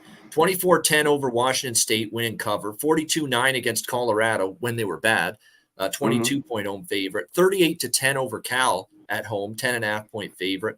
They won at a pick'em against Oregon last year at home. They've turned this home field into, you don't want to play there as an opponent. It's always been good, but now that, and I love the defense, like you talked about. They had a pretty good defense a couple of years ago, 21. I mean, they were still pretty good last year, but yeah, look out. Yep. This is one of my favorite bets in the upcoming week in college football. That's why I bet it early. And I also, because I knew the line would move, and it has. All right, South Carolina and Georgia. Next up here, we've got Georgia 27.5-point home favorites, 54.5 being the total in this game. I mean, the last thing you want with South Carolina is issues along the offensive line when you're playing a team like Georgia. And that's obviously the biggest and gravest worry that I have for them here in this matchup against Georgia. And you look at the last 2 years, these two teams head-to-head since Beamer has been here as the coach, 40-13, 48-7. Non-competitive, all Georgia really in both of those games. I don't know if things are going to change here all that much for South Carolina. I know they beat Furman and covered 47-21. It was a bounce back after the North Carolina loss for Spencer Rattler and company. But I'm telling you what, I don't know if I trust the O-line to hold up here. They didn't hold up against North Carolina, and now you're facing an even better defensive line here in this game. How are you going to handle that if you're the Gamecocks? And I like Shane Beamer. Like I said, I think he's a great, nice hire, done good things, but definitely would be concerning. They couldn't run the ball at all in that game versus North Carolina as well. It took a while for Georgia's offense to get going against Ball State, but once they did, they still ended up covering the closing number, 45-3 victory over Ball State. Still the same old Georgia defense. They've given up 10 points in the first 2 games combined. Not the greatest of opponents, UT Martin and Ball State. I mean, Rattler will test them a lot more, but This is just one of those games where series history has given me no indication South Carolina can really do much against this Georgia team. So I'm passing. I won't be involved, but certainly not looking to go against Georgia given their dominant defensive efforts against South Carolina and the series history. Again, last two head-to-head meetings, 40-13, 48-7 in favor of the Dogs. What do you think here, Connor?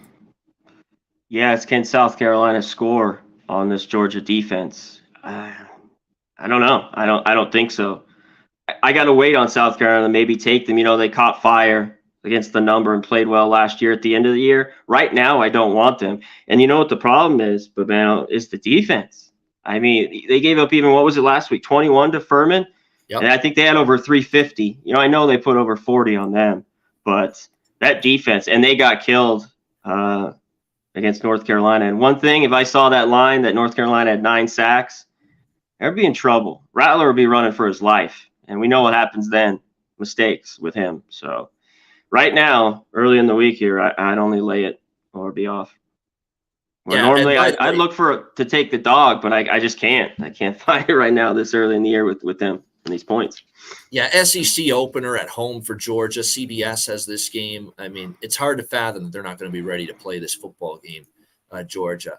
Carson Beck, I think there's room for improvement. Like, he's still getting used to being a starter. He's had some rough moments, but he'll get it going. Most of the time you see these quarterbacks at Georgia. We didn't love Stetson Bennett at the very beginning when he started at Georgia, and he ended up turning into having a pretty damn good career there and a national champion. So yeah, give Carson Beck time. Definitely, it's been a little up and down for him. Once he got it going though last week against Ball State after a sluggish start. There's definitely talent there. And we'll see if he continues to improve week by week. All right, next up, we've got South Alabama and Oklahoma State. We've got the Cowboys here, Oklahoma State. I cashed a ticket with Oklahoma State last week. Although it was ugly, it was not easy against Arizona State. They did find a way to get the job done. We'll see how they fare here in this one. But right now, we've got Oklahoma State 7.5-point home favorites, 47 the total in Stillwater. A lot of money on South Alabama. This opened with Oklahoma State around a 9-point favorite, now down to 7.5. I lean with that side and the movement towards South Alabama. The one thing that bothers me is fool me once, shame on me, or you fool me twice, shame on me with South Alabama, because this was the same number of points they were getting against Tulane, and I thought, they're ready to – that defense is ready to handle Tulane, and Tulane just blew them off the field in that game with Michael Pratt, by the way. Remember, Michael Pratt didn't play against Ole Miss last week, but he did play. That was the game he got injured. And South Alabama defensively could not stop Tulane. That's the one thing that would bother me here. But I don't know how good Oklahoma State's offense is. I mean, Mike Gundy's going through 3 quarterbacks here because I don't think he has faith or confidence in any one to say, hey, you're the undisputed starting quarterback for me. Between Garrett Rangel, Alan Bowman, who's been at multiple schools now, and his son, Gunnar Gundy as well. I mean, so sometimes when you have 3 quarterbacks going, you have none, if you know what I mean. That means you have nobody that you can count on or rely on. And I know it was enough to get past Arizona State, rather, with this quarterback carousel. But boy, oh boy, I mean, in this game against, a very, very solid Sun Belt team, a team that almost beat UCLA when they played a Power 5 team on the road last year, you're going to have to do better than that on the offensive side of the football. And I know they ended up winning 27-15, but like I said, it was painful at times to watch that offense get going. And again, all 3 quarterbacks played. So your guess is as good as mine where the hell Mike Gundy's going to end up going with as the starting. Maybe he's going to play all 3 again, maybe this week against South Alabama. Who knows? But I lean to South Bama. I haven't bet it yet. Not sure I will, but I lean in that direction. Not ready to lay this number with this Oklahoma State offense that's still in flux going into this game. What do you think here, Connor? Yeah, I don't know if I'm going to bet this one either here at all. But Oklahoma State with what's going on, another under. I was on it. It cashed. Even with the 3 quarterbacks, though, I thought South Alabama football a lot more too. Oklahoma State, worth noting when it comes to their totals. Yes, yeah, but under 8 straight for them. South Alabama's defense has me a little bit weary here of this total. They gave up a bunch. Their offense had 5 turnovers in the game against Tulane too. It was just they lost 3 fumbles. They had 2 picks by Bradley. He's got to be better, but I got to wait till I see a little bit of their defense of last year with South Alabama. And maybe the total's too low because, right away I'd be Oklahoma State under. But Southeast Louisiana put over 400 yards on them last week. I mean, they won that game 35-17. So that can't happen. So this is one for me that right now I'm not on. And I got some more digging to do or I'll be off. Yeah, it definitely feels like this could be an under to me because South Alabama, I don't trust the offense struggled against Tulane. Defense struggled against Tulane, but I actually think Tulane's better offensively right now. Assuming Pratt plays for them moving forward, there was a huge drop-off with Kai Horton against Ole Miss, but when Pratt plays, Tulane's a really good offense. I'm not sure Oklahoma State's as good, quite honestly, offensively right now with this quarterback carousel, musical chairs that Mike Gundy's playing. And by the way, 32 pass attempts, 29 rush attempts last week for Oklahoma State. So there's the proof that they're way more balanced and they are trying to run the football more. So that's good news if you like the under in this game. All right, we move along here. Oklahoma, the Sooners taking on Tulsa in a in-state battle here. We've got Oklahoma currently 27-point road favorite, 60 the total in this game. That's 2 games, by the way, for Oklahoma where their defenses look pretty damn good. And we talked about it for a couple of weeks now with this Sooners team, Conor. You have a defensive-minded head coach in Brent Venables. You have a defense that, underachieved significantly and had some injuries last year. You knew it had to be better. I think SMU is a very, very capable offense. So to hold them to 11 points, it was a very good job by the Oklahoma defense last week. On the flip side, I lost with Tulsa, Washington over. I thought Tulsa's offense would be more effective than it was, but they only scored 10 points on the road against Washington, a 43-10 loss. And I'll tell you what, that loss could have been even worse for Tulsa if Washington hadn't screwed around early in the game. They were kind of lethargic early in the game. They had some fumbles, they had some turnovers, or else it could have probably been even worse for Tulsa against Washington. I ain't trusting Tulsa here. I know they're at home, but Oklahoma, I think, still would take pride on beating the shit out of their little in-state brother here, and beat the shit out of them. They might, because the last going back in the day. When Oklahoma's played at Tulsa. Now, they've actually only played at Tulsa twice since 2007. 62-21 and 52-7 were the final scores for Oklahoma. Covered both of those games. I'm not sure I'm betting the Oklahoma side, but it's probably the way I would look if I were to bet it. What do you think here, Conor?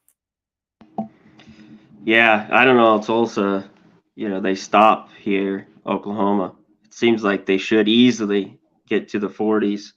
In this game. And offensively, I don't know if Tulsa can do anything, but is this Oklahoma defense for real? Another kind of game we won't know a ton. I know SMU was better, but we see how Arkansas State. Tulsa not very good. I mean, maybe they should be holding these teams. Maybe they should be holding these teams down. So big number. I'd maybe look team total in this one, but they should take care of business here, Oklahoma. I will say this, the Oklahoma offense, talk about how amazing it was. They put up 73. No, Arkansas State is that pathetic, and then they played someone that gave them some resistance defensively, playing SMU. And it's not like Oklahoma went up and down the field and lit it up against SMU last week. In fact, in terms of offense, in terms of running football, not great against SMU. And it was a solid day for Dylan Gabriel at quarterback, but nothing spectacular. So that's why I think this game could be an under, quite honestly, here. And if you look at Tulsa, and maybe Tulsa team total under might be even the better look here in this game. We are talking about an Oklahoma team that's given up 11 points in the first 2 games of the season, and a Tulsa offense. And keep in mind with the Tulsa offense as well, they've had injuries at the quarterback position. Braylon Braxton's been banged up here early in the season and didn't play against Washington last week, so they had to turn to Cardell Williams at the quarterback spot against the Washington Huskies last week. So that's not what you want to see here against an Oklahoma defense that's starting to look like they're getting their swagger back a little bit this season. All right, next up, we've got Western Kentucky, Ohio State. Buckeyes, 27.5 point home favorites, 63.5, 64 being the total in this game. Of course, it was not pretty for Ohio State's offense against Indiana in their first game. I was not really all that impressed. A lot of not finishing drives, 23-3. They didn't cover. Last week against Youngstown State, 44.5-point favorites against the Penguins, and they only scored 35. The offense it's going to take time, I think, for them to be at their best, for Kyle McCord, to really hit his stride. And even Travion Henderson, what's concerning to me is 56 rushing yards for him against Youngstown State. Now, they did feast on the secondary, 359 passing yards, but the run game's been hard to get that going in the first two games for Ohio State. They didn't run the football as good as they could have against Indiana. The good news is they've got Emeka Egbuka, Marvin Harrison Jr., two just tremendous receivers, no question. But I ain't laying this many. And Ohio State's got the big matchup with Notre Dame in South Bend coming up after this. And if there's ever a team that's got backdoor cover potential in a point spread range like this, where they're getting 27 points, it's Western Kentucky with that great passing game they have, and Austin Reed, which to me has been very, very impressive here early in the season. And if you're actually going to attack one part of this Ohio State defense, it might be the secondary. Now, again, they've been very good as far as against the run early in the season, but that secondary of theirs, there's still some questions. This is a very good passing game for Western Kentucky. The spot for Ohio State with them playing Notre Dame next week, I haven't gotten there yet, but I'm telling you what, I do have interest in the Hilltoppers getting this number of points here in Columbus on Saturday night at the Shoe. What do you think here, Conor? Western Kentucky, Ohio State? It might be just too many. Ohio State just hasn't scored. Or, these have been easy wins. Michigan as well. They probably could have scored more. But 0-2 ATS, right. Ohio State. Yep, so far. So was Michigan, right? Did UNLV cover that? 35-7? Yeah, I believe they did, yes. Yeah, I mean, they put on cruise control, but they haven't scored a ton. I mean, I think they should have took care of Youngstown, and I think they win here. I just don't want to lay points. I got to see more out of Kyle McCord. But can Reed attack this Ohio State secondary a little bit? Maybe. So I just don't know if I want them right now, the points in this one. Yeah, Western. You know what I might do? I might split it. If I bet Western here, Western Kentucky, I might split it up with plus the points and the team total. Because the team total, then you absolutely have nothing. You don't have to worry about what the defense does for Western Kentucky. So yeah, to me, this is an offensive team that 41 and 52 points in their first two games. Now it is concerning that they gave up 24 points to South Florida, 22 to Houston Christian, in their first two games, Western Kentucky. So that's why it's another reason why if I bet Western, I might split it up with the plus the points and the team total, just in case there's some defensive leakage, if you will, for Western Kentucky here in this game. And maybe the over too, 63.5, 64, but we'll see what the weather's like, but would lean to a full game over possibly here in this game as well. All right, Washington and Michigan State. Washington, 16-point road favorites, 57.5 the total in this game. So obviously the big news here with Michigan State is what's going on with their head coach.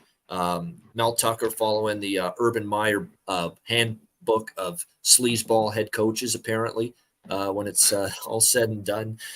Sexual assault allegations, and from the investigation that apparently is ongoing, there's apparently evidence that proves he actually did this shit. So it's not looking good for Mel Tucker. Obviously, they got to do due diligence, go through the entire process, due process.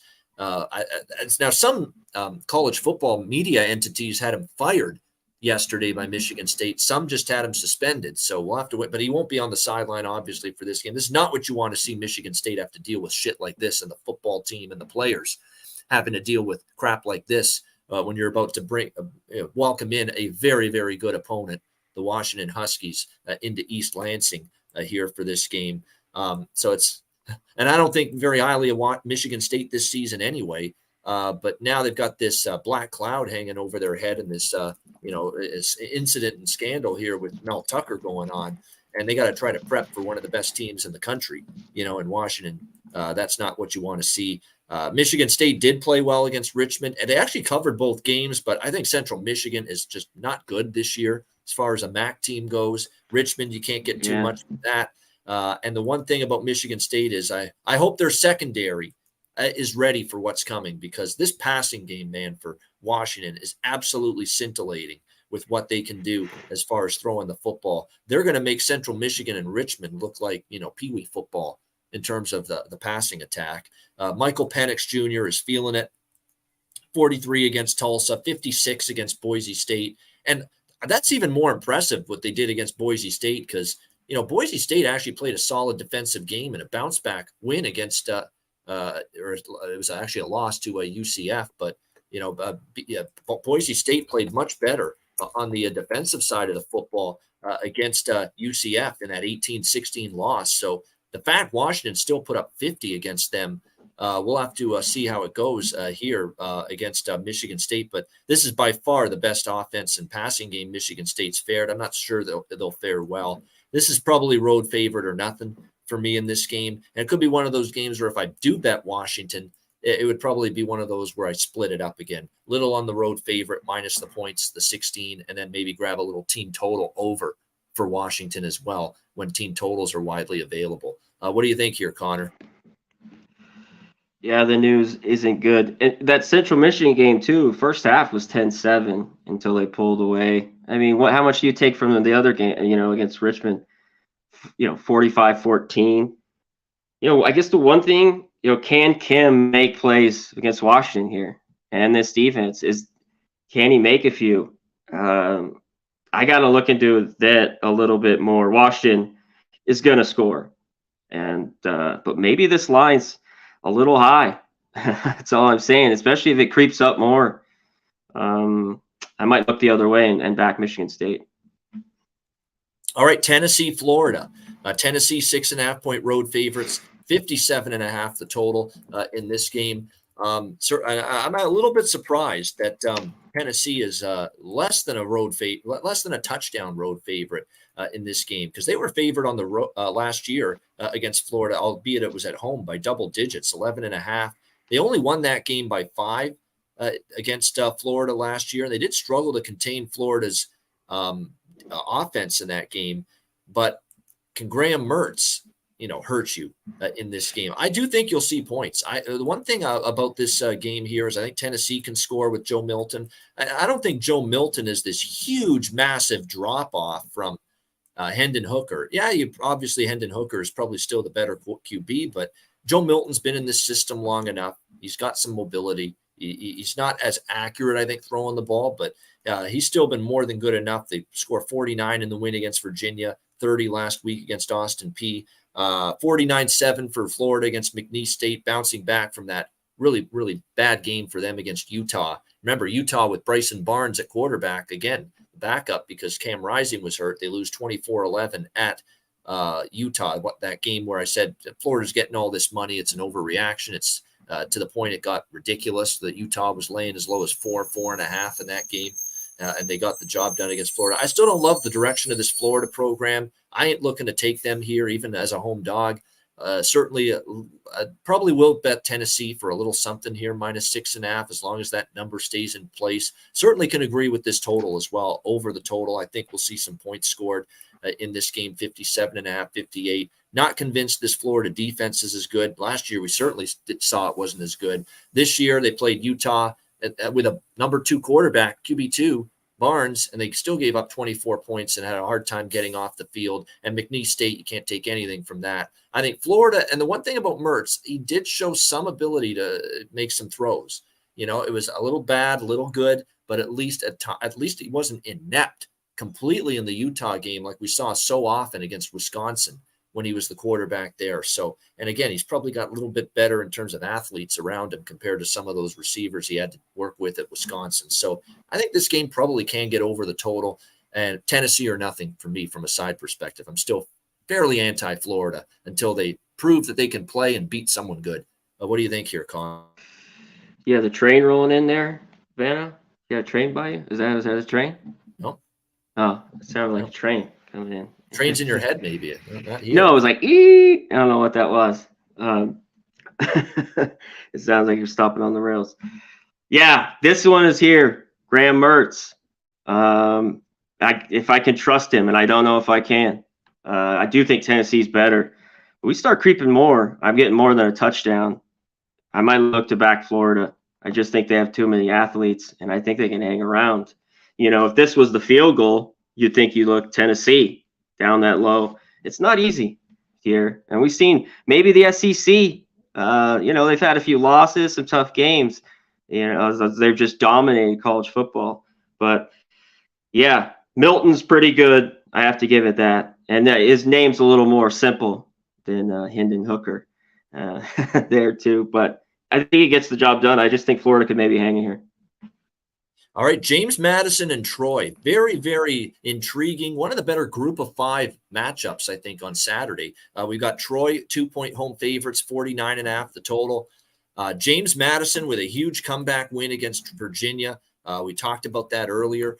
And look, Jordan McLeod, I'm not saying he's a great quarterback, but man, you got to give him credit. He led that comeback for the Dukes against the Cavaliers. The defense struggled with Calandria and the Virginia offense. That does concern me a little bit.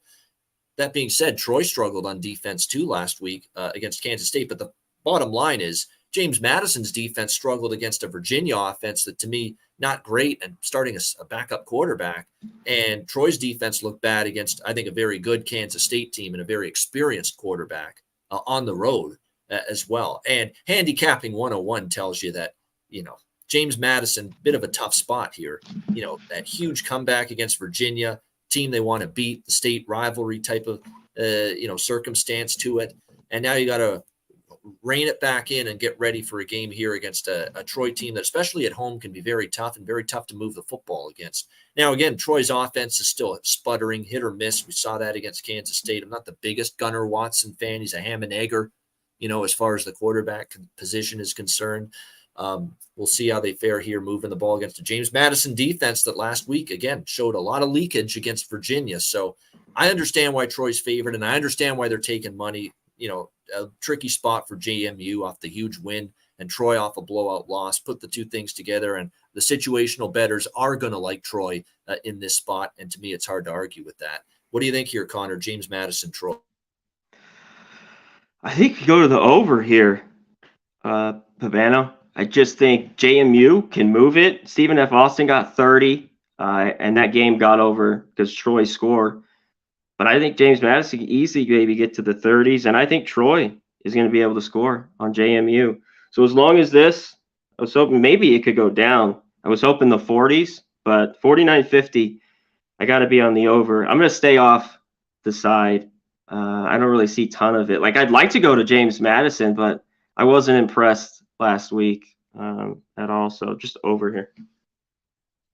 You are talking about a low total here with this game, 50. Now, we know both teams aren't going to really race up and down the field as far as tempo is concerned, but definitely, James Madison had success on offense last week. Defense was not great against Virginia. And you got to think Troy will be at least a little bit better offensively. And the question for me with Troy was last week against a very good K-State team a sign that the defense is not as good as it was last year, and that was the bedrock of Troy's success last year was the defense, or was that just facing a really good Kansas State offense? They can get it back on the tracks defensively here against James Madison. That we will wait to see. All right, next up, Vanderbilt and UNLV. We've got Vandy, 4.5 point road favorites at UNLV. Of course, home of the Raiders, Allegiant Stadium, 56.5, 57 the total in this one. Vanderbilt, I'm telling you what, I'm not rushing to lay 4.5, and I understand why they're only 4.5 as road favorites. Clark Lee, coach I like. Team we thought now, year 3, I believe now with him here, take that next step. Well, 0-3 against the spread so far, Vanderbilt, if you've been looking for them to take the next step. They didn't look good against Hawaii, especially on defense, even though A.J. Swan and the team moved the ball. They certainly didn't look good on defense against Wake Forest, who has a new starting quarterback this year in Mitch Griffiths, and I was not too thrilled to see that as someone with Vanderbilt plus the points. They just couldn't stop Wake Forest. I mean, Griffiths was good throwing the ball, no mistake. Didn't get any takeaways on defense. Damon Claiborne ran the ball right down Vanderbilt's throat, as did Tate Carney. Those two guys went up and down the field, running the ball against Vanderbilt's defense. Clearly still issues there on that side of the football, even though they can move it. UNLV on the flip side, look, they put up 44 on Bryant. Can't put too much into that. I actually thought they hung in there against Michigan, 35-7. The defense still is not great for the Rebels. The offense is clearly a work in progress. But look, I think the offense actually in this game, it's a get-right spot for the offense for Doug Brumfield. And, of course, Jordan Young-Humphrey, Vincent Davis Jr. at the running back spot for UNLV. I think this is where that offense gets on track. And, by the way, I don't know how many people have watched UNLV, but they're playing with some tempo. They're going a little more up-tempo this year on offense, UNLV. So I like this game over the total more than anything. I mean, I'm not ready to lay 4 with Vandy on the road. I haven't liked I'm not laying points on the road with a bad defense. It's something that I rarely do. And a team that's 0-3 against the number this year. And at least with UNLV, they faced, one of the best teams in the country last week on the road, Michigan. If anything, that's going to toughen them up for a home game like this against Vanderbilt. So certainly lean a little to the Rebels, but I think the better option is over 57.5. I think we'll see some points here indoors. What do you think, Connor? Yeah, that's what I wrote down last night. Even though it's a little bit high, I wrote over. I think Vandy will score on UNLV, and I think UNLV can put some on there. This is tough on the side. I don't know if you're just going to lay points with Vandy on the road, but I was hoping to get a touchdown or more with UNLV. So, yeah, I think Vandy's still better, and UNLV has some things to prove. Brumfield, Michigan's defense is really good, and they just couldn't get anything done there. They scored a late touchdown with backups, really. But I think they could put some points up. I wish it was a few points lower, but I'm with you here. I lean over. I wish I have a little more with UNLV. Maybe you could take them money line, but I don't know if they're there yet here. And keep in mind, before you say, Vanderbilt's only 4 against UNLV, you got to take Vanderbilt. Well, they played a comparable team to UNLV Hawaii, lower level Mountain West team, and they played them at home. They only won by 7. They never sniffed a point spread cover, and they got outgained by Hawaii in that game. And if not for Hawaii mistakes and turnover at the 1-yard line, and they gave up a kick return touchdown to Vandy as well, Vandy could have lost that game straight up, as a 17-point favorite at home against Hawaii. So I understand why Vandy's just a marginal road favorite here. I get it.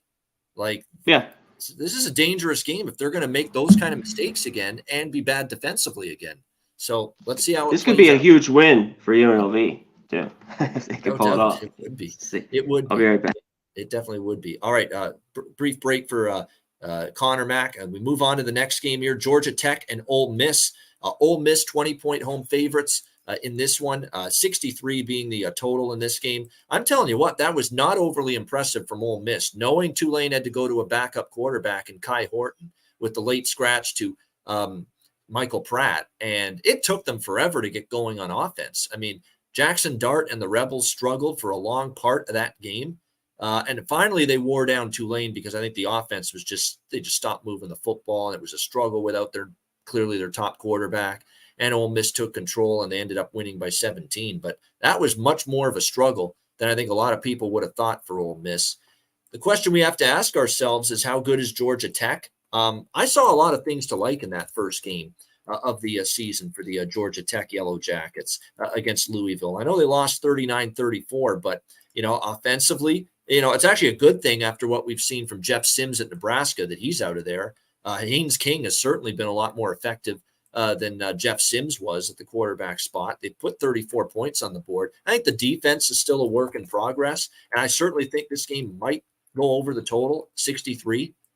I could see some points scored in this game. I'm not comfortable laying this many just yet with Ole Miss. You are talking about a Georgia Tech team that did cover the number in defeat against Louisville, and were leading for a good portion of that game.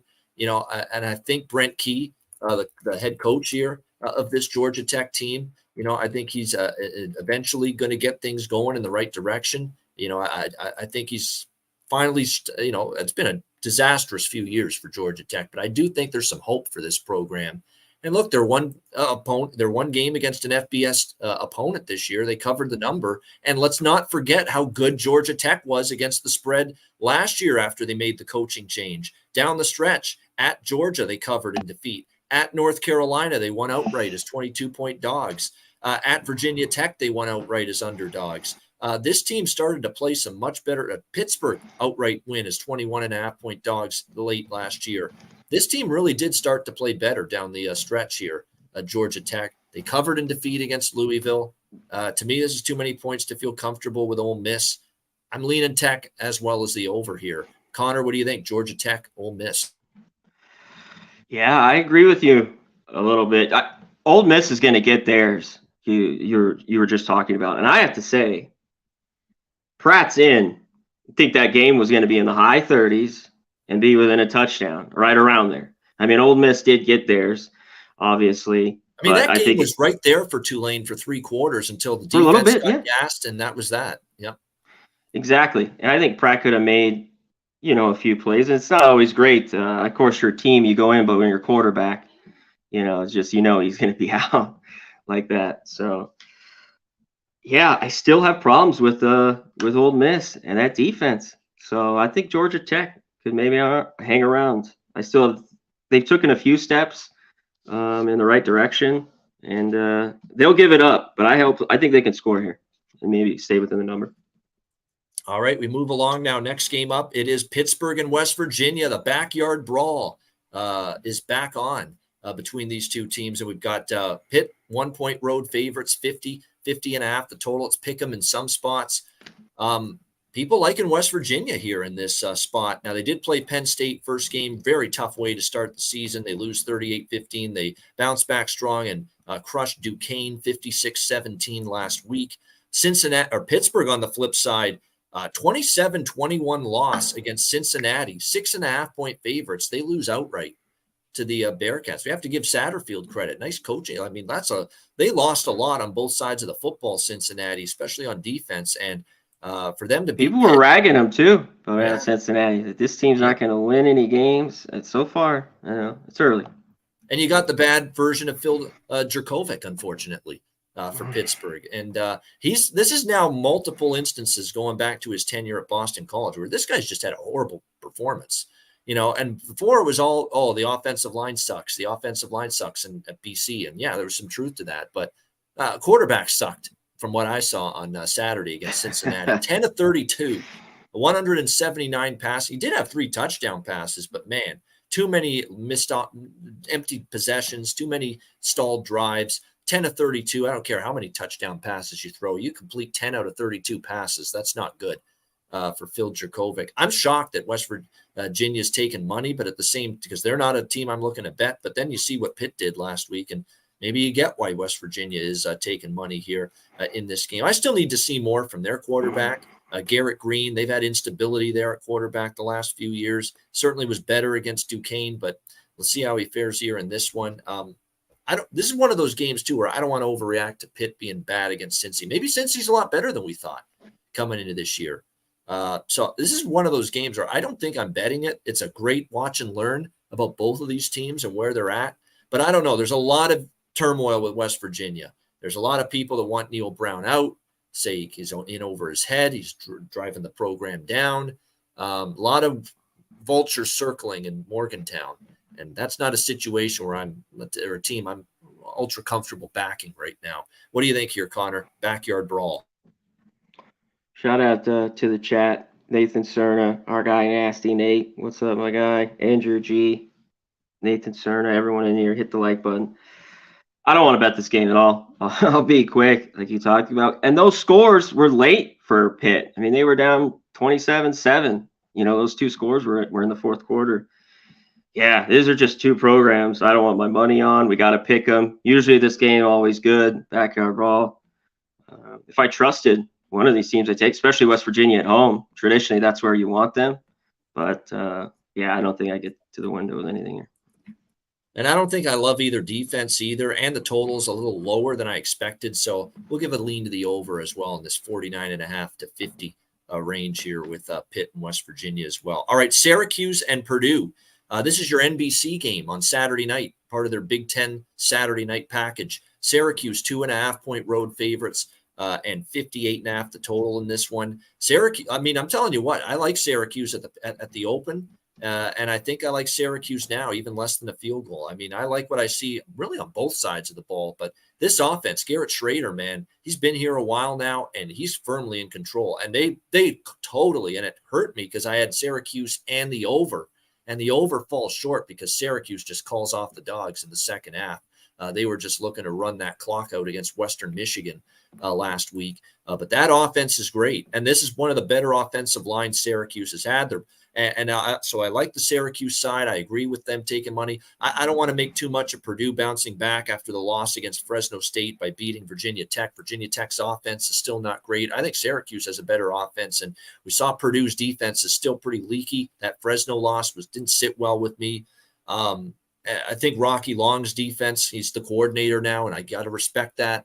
And we know a great job he's done coaching defense in his life and his college career as a coach.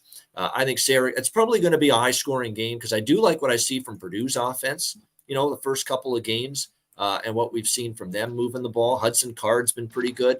I could see them putting up some points at home, but I think Syracuse will definitely put up some points on this Purdue defense. Syracuse playing a little faster again now that Dino Babers has some more confidence in the offense for the first time in a while. So I agree with the move to the total as well. It opened 56. It's up to 58.5. I agree with that. I think we'll see this game get up and over that number. And at less than a field goal, Syracuse for me. What do you think here, Conor? Yeah, right now it seems Syracuse just a little bit better football team, and they're showing it as a favorite here. Can Purdue, that game, was tied, and Grant Wells threw a couple of picks in that game that helped out, but I don't know how good the defense is, like you mentioned. Do we get back into a shootout? Maybe. Two teams I don't want to bet. I'd be with you here a little bit. Syracuse, but they're not a team I've really loved to go on the road and back, but it is under a field goal in this game where you could just go money line if you look at it. So, yeah, I'm off right now. And again, Purdue, one of those teams where they had their game disrupted by lightning, delay against Virginia Tech. Those are teams I wouldn't say I'm not backing those teams this week, but that was a long-ass day when you got to, wait around and play and finish the game. That it takes that long to finish the game, and that worries me a little bit going into next week with some of these teams that were involved in that kind of situation. All right, BYU and Arkansas. We've got Arkansas 9.5-point home favorites, 52.5 the total. The offense for BYU is definitely a work in progress. I'm not the biggest Keaton Slovis fan. I don't think you are either, Conor. I got to see more of it, especially going on the road here, what kind of damage they can do. They didn't really move the ball at all against Sam Houston State, 14 points. Although Sam Houston, as I mentioned earlier, they're pretty damn good defense. Yeah, they put up 41 against Southern Utah. We'll see how they fare here against Arkansas. It is worth noting they did move the ball, but again, last year it was it was Jaron Hall at quarterback for BYU, of course, has moved on to the NFL, 52-35. Arkansas, when these teams met each other last year. Something tells me we're not going to get that same amount of points this year. You look at Arkansas, very, very lethargic performance against a really bad Kent State team. Never sniffed a point spread cover. 38-point favorites win 28-6. It took a while for the offense to get rolling. That game was only 14-3 at halftime. KJ Jefferson and even the run game. I mean, I'm looking at the numbers here. AJ Green, 15 carries to only get 82 yards. It's not great when you're having that much of a struggle to run the football against Kent State going into this game. So, yeah, last year it was all Arkansas. And this year I probably would still lean with them, but I don't necessarily think Arkansas is nearly as good this year for what we've seen the last couple of years. And say what you will about how I'm not the biggest Keaton Slovis fan or what I'm seeing from the offense for BYU, but defense might be pretty good, pretty solid. And could it keep them in the game against an Arkansas team that, struggled offensively to pull away at home against Kent State? It's not exactly like I'm trusting them to pull away at home against, say what you will about BYU. They're at least leaps and bounds ahead of Kent State. So not likely to lay the points here with Arkansas, but probably not BYU for me either. So pass for me, it likely is going to be the case. What do you think here, Conor? Yeah, it's one like you're talking about. Just I don't know these teams well enough. I haven't seen enough out of them. But basically, Arkansas plays two cupcakes. I do know, this is up there at 10, but I'd lean Arkansas. As long as they have Jefferson at quarterback, I want him over Keane Slovis for sure. Uh, and yeah, do we get a lower scoring game? The BYU, you mentioned in a couple there, that first game against Sam Houston. But I kind of lean over here at this number. There's not going to be maybe as many points last year, but I want to look into the total a little bit more. And I lean Arkansas, but I doubt I bet it. Arkansas is only averaging 4.7 yards per play. That really concerns me. The problem for BYU is they are only averaging 3.9 yards per play, which is even worse. Just a whole lot of nothing. Yeah, Like, I mean, hard reads right now. Yeah, both of these teams have been less than impressive early on the first two games, but I still lean Arkansas just because I have more faith in them at home as opposed to BYU on the road, but not sure I'll get involved. Florida Atlantic rather against Clemson. We've got Clemson 24-point home favorites, 52.5 the total in this game. I'm very tempted by Tom Herman's team here. Tom Herman as an underdog finally for the first time now that he's coaching again, right? Can he get that magic back? Tom Herman as a dog all those years with Houston when he coached there, Texas when he coached there. And I'm not trusting Clemson in this point spread range. I can tell you that with what I've seen from the Tigers and Dabo Swinney's group. Obviously we saw what happened against Duke in that first game of the season. Turnovers galore, failed can't finish drives on offense. They lose 28-7. Now they did bounce back against Charleston Southern 66-17, but they didn't cover the final closing number, 52-point favorites. They did not quite cover that number, even though it was a much better game from Klubnik at quarterback. Let's see how he fares here. My concern, though, would be what happened to Florida Atlantic's offense against Ohio last week. To lose that game 17-10, and only have 5 rushing yards in that game against Ohio. I mean, Larry McCammon III couldn't get anything going on the ground. It was definitely a step back from Casey Thompson, who is a quarterback that Tom Herman had with him at Texas. 2 interceptions, no touchdowns, 180 passing yards, 23 of 42. If they are that inept on offense for a second straight game, Clemson could cover this number. I mean, they are going to have to be a lot better on offense, FAU, than we saw last week. That being said, I think they will. You can't underestimate the Tom Herman underdog magic against the spread. It's very real in his coaching career. And it's not just him as a head coach at Houston and Texas. His numbers, ATS as an underdog, go back to when he was the offensive coordinator many years ago at Ohio State before he got his first head coaching job. So I still think plus 24, I am interested with Florida Atlantic here. What do you think, Connor?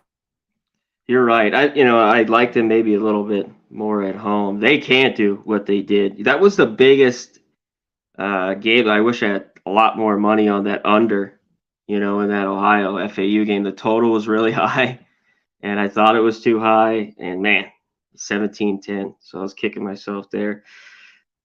I think Clemson can win here easy. It's just, do they cover? You mentioned Herman Good as a road dog, as a dog, period, in his career. I can't see it right now. I just can't take him. To me, I'd lay it or nothing. All right, lay it or nothing. And this is just like we talked about with Florida State, Clemson. They've got the Florida State game after this one. So can they keep their eyes on the prize, focus on FAU before they play that big matchup with the Seminoles next week? All right, Wyoming and Texas. We've got Texas 28-point home favorites, 49 the total in this game. Texas, this is, again, situational spots tells you one of the biggest wins Texas has had in many years, beating Alabama in Tuscaloosa last week. Now, can you show that maturity, poise, focus to get the job done by a decisive margin here against Wyoming? For as good as Wyoming looked against Texas Tech in that outright upset at home in Laramie, 35-33 in their opener, they did struggle against Portland State. 31-17. It wasn't a great game necessarily for the offense. It was okay from Peasley, but he did have 1 interception. They didn't exactly have an easy time running the football throughout that game. And against a Portland State team where Oregon put up a huge number on them.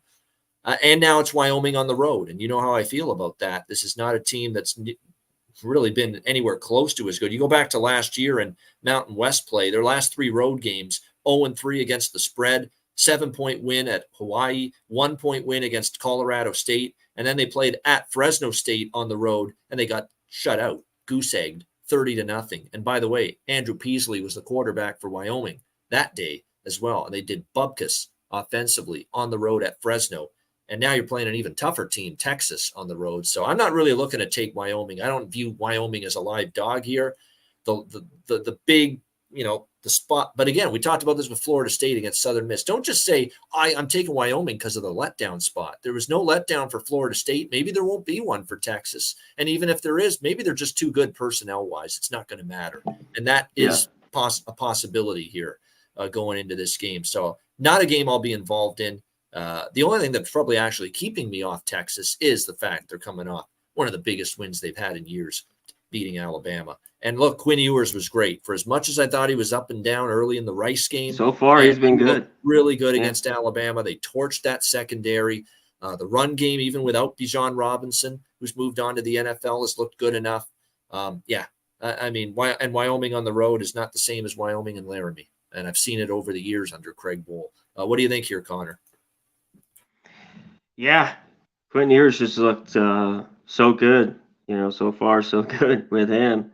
Of course you miss Robinson. He's just a dynamic running back. But so far Brooks has been good. They have the weapons at wide receiver. Worthy, the whole group is pretty good. So it's just, a little bit flat here maybe. But Wyoming on the road just has not been a team to back. We talk about it. At home is where you want to look at them. And then their home game last week, it seemed just after that crazy win, they won 31-17. But Portland State should have won by a bigger number there. And, Peasley looked better there against Texas Tech, but we've seen enough out of him, especially on the road, where he could have a, problem. So, for me, I can't back Wyoming right now. All right, Hawaii and Oregon. We've got Oregon, 37.5, 38-point home favorite, 67 the total. I mean, I just saw a Stanford team that couldn't do anything offensively against USC on Saturday. A USC defense that we still have at least a few question marks about. And that same Stanford offense went to Hawaii a couple weeks ago and just steamrolled Hawaii's defense. I don't know if I like that if I'm a Hawaii backer. In this game going on the road to Eugene, Oregon against Bo Nix and this Ducks offense, which can be very explosive, very dangerous. I mean, this is one of those games where, and Oregon coming off but kind of like we talked about with Texas and, and a couple other teams on the schedule this week coming off big wins. James Madison, is the focus there for Oregon to just absolutely steamroll Hawaii, when you're laying 37.5, but I'd probably look at an over 68. That maybe the Hawaii offense can punch in a couple of scores. I actually don't mind the Hawaii offense. I think they can contribute at least a little bit, and Oregon's probably going to put up a big number. I just don't know if Hawaii has the secondary and just the overall speed on the defensive side of the football to deal with what they're going to face here from this Oregon offense. So more toward the total than a side for me. I'm looking over 68. I think it could get there. What do you think here, Conor? Yeah, Oregon just steamrolls them here and scores a ton of points. But they got to feel great to getting that win to Texas Tech. I mean, they were down. They take the lead, and either they were going to win by one, but maybe I'm just sour here. Texas Tech, and I thought that cover was in it until the pick six. Shock has a bad interceptions, and they were moving it right before that, a few plays. I thought they were going to go down and kick a field goal and win it. But Hawaii just can't stop them here. The team total you want to look at, all that. There's just no. Can Hawaii though maybe move the ball a little bit? That I don't know here on Oregon, because obviously Hawaii's not Texas Tech, but they moved it all over them last week. So maybe Hawaii can get there, but in the end, I'm off. Oregon should roll. Yeah, no doubt. Again, Hawaii gives up 35 to Vanderbilt. And like I said, even Stanford goes into Hawaii and puts up into the 30s. And again, Stanford did nothing pretty much on offense against USC. And USC ain't the 85 Bears, on defense. So, they should name their score. If they want to score 55, they will. Or they want to score 42 and take the dogs off. Yeah. Oregon's becoming like USC, and USC certainly that way, where if you're going to bet USC, you have to bet a first half team total over, first half full game, because they're calling off the dogs in the second half. They did it last week. Caleb Williams didn't even play in the second half. And same with overs, like maybe first half over, in this game, as well as full game over, just in case, Oregon's up big and then Hawaii is kind of tapping out and Oregon's not looking to run it up because they were already up comfortably. So this is one of those deals where in these big favorite ranges, don't put it all on the full game over. I've gotten in trouble with that with some of these big favorites, maybe first half, at least split it up first half and full game over. All right, Final Four. And no, I'm not talking about March Madness. I'm talking about we're down to our Final Four games here, starting with TCU and Houston. We've got TCU 7.5-point road favorite, 62.5 the total in this game. Wow, you talk about teams I'm not thrilled to back. I'm not a big Dana Holgorsen guy, as you know. He lucked out with 3 interceptions in one quarter from Frank Harris in the UTSA game, or else they could have lost that game, and they got outstatted as well, out-yarded. And then against Rice, and say what you will, they could give him credit for battling back, but you should never have been in a position where you were down 28-0, to the Rice Owls last week in that game against Rice. Now, credit to them, they didn't quit. The Houston team, but still, I mean, in a situation like that, you can't expect to win a game, when you're down by that big. Now, they nearly did, obviously, but Rice hangs on 43-41. What an absolute crazy wild finish and an incredible overtime as well, if you watch that game. Same old issues for Houston. I'm not sold on their defense. That's a problem. And what is TCU? I have no idea right now. They are somewhere between not as good as last year, clearly, or maybe way down from last year. Which is it? Are they way down, or are they just, Colorado's looked awesome now. They followed it up against Nebraska. Is TCU just, a little bit down, but not a huge drop off from last year? Chandler Morris, I still think can play. I think he's a solid quarter. It won't be as difficult against this Houston defense, I think, for him. They beat Nicholls State 41-6 last week, but again, it doesn't tell you shit. You got to play someone decent, and say what you will about Houston. They got flaws, but at least they're, a decent football team. I don't really love either side. I don't trust TCU laying more than a touchdown on the road, but I don't want Houston.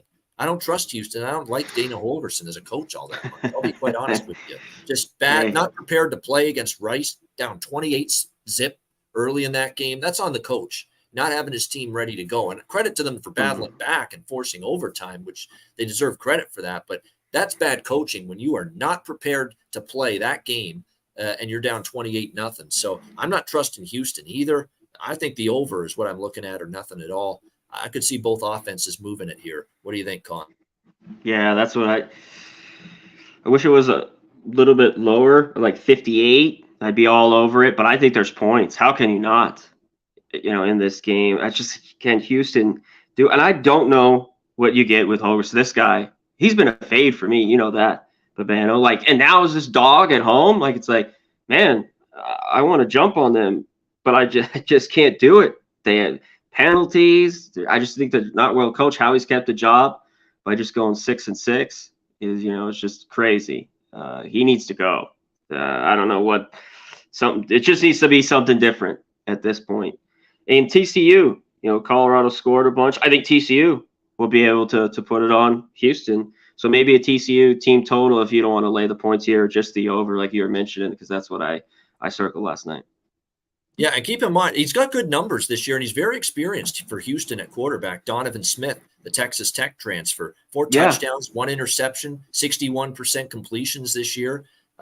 Very experienced, and I think that's going to help. And like I say, I know one thing. I know I'm not confident in how good or bad the offense is for TCU, but I'm very confident this defense is really bad because they got shredded by Colorado. They weren't even that great last year. Think about it. This magical year they get to the national championship game wasn't because of the defense. Defense wasn't even that good last year for TCU. Yeah, they had spots, and kind of, but you're right. I mean, they won a lot of high-scoring games. Yep. So over to me looks like the best way to go. All right, we go to Colorado. Speaking of Colorado, here they are. Dion's hype machine and hype train back in Boulder for a second straight week, second straight home game facing Colorado State. Colorado 23-point home favorites, 59 the total. Yeah, I mean, Colorado now I've seen enough to say it's either bet on Colorado or pass until the betting markets catch up with this team. Now, this is this is the second straight week, Connor, that the books have been clobbered upside the head by Colorado bettors because people can't get enough of betting this team. And they're losing a lot of money right now. Bookmakers everywhere in 2 games with this Colorado team. So this is the second straight week, just like after the TCU game, going into the Nebraska game, we saw a huge jump in the power rating for Colorado. And same thing here, Colorado State, Colorado, that they're now a 23-point favorite here at home. They've gone from 21-point dog to 3-point favorite to 23-point favorite, in the span of 3 games, this Colorado team. But, do you trust Colorado State after what I saw against Washington State in their first game? No. I thought the offense with Clay Millen would be a lot better, and it took them a while, and the defense was just ripped apart by Cameron Ward. That Cougar that's what really concerns me here. You're facing Shedeur Sanders and this, Travis Hunter and all these great weapons on offense for Colorado. You got to deal with all that, and you got ripped apart by Washington State at home. Have fun with Jimmy Horn. Have fun with Xavier Weaver, Travis Hunter, Dylan Edwards in the running back spot, Shedeur Sanders, who continues to play at a very high level. That's trouble for Colorado State's defense here. Colorado's defense, look, they played TCU. They gave up a lot of points, but I still think TCU's offense is pretty good with Chandler Morris. Last week against Nebraska, they gave up yardage, but again, Jeff Sims was just a mistake. I mean, that was one of the most embarrassing performances from a quarterback I've seen in a long time, Jeff Sims. He couldn't even hang on to the football. Forget making plays. He couldn't even hang on to the football.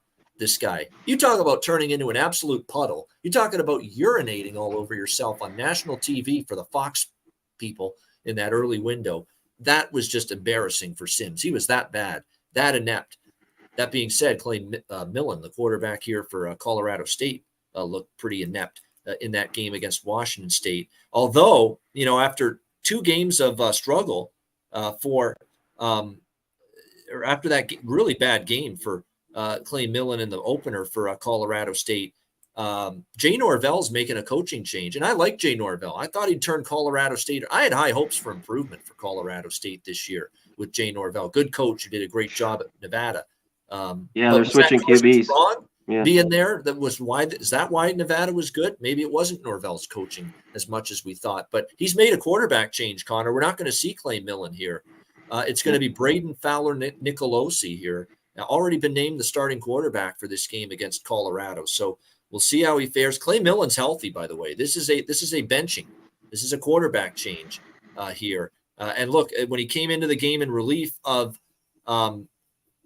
Millen against Washington State, 15 to 24, 100. At least they moved the ball a little bit with Fowler Nicolosi at quarterback in that game against Washington State. Keep in mind, Colorado State, I'm pretty sure they had a bye week. Not that it's going to matter, but they do at least have, extra time to prepare for this game in state against Colorado. I'm not sure, again, how tangible it's going to make a difference when you're just out, better athletes, better talent, better personnel everywhere pretty much for Colorado. Let's put it this way. It's Colorado or pass, okay? Until I see the betting markets catch up, until I see a failed – they have become a team, Connor, where until I see a failed point spread cover, I am not going against this Colorado team, not doing it. I might get involved with the over, though, in this game. You got to think Colorado will hang a big number on the board again against this defense. But, again, Fowler Nicolosi, extra time to prepare, to work with the offense.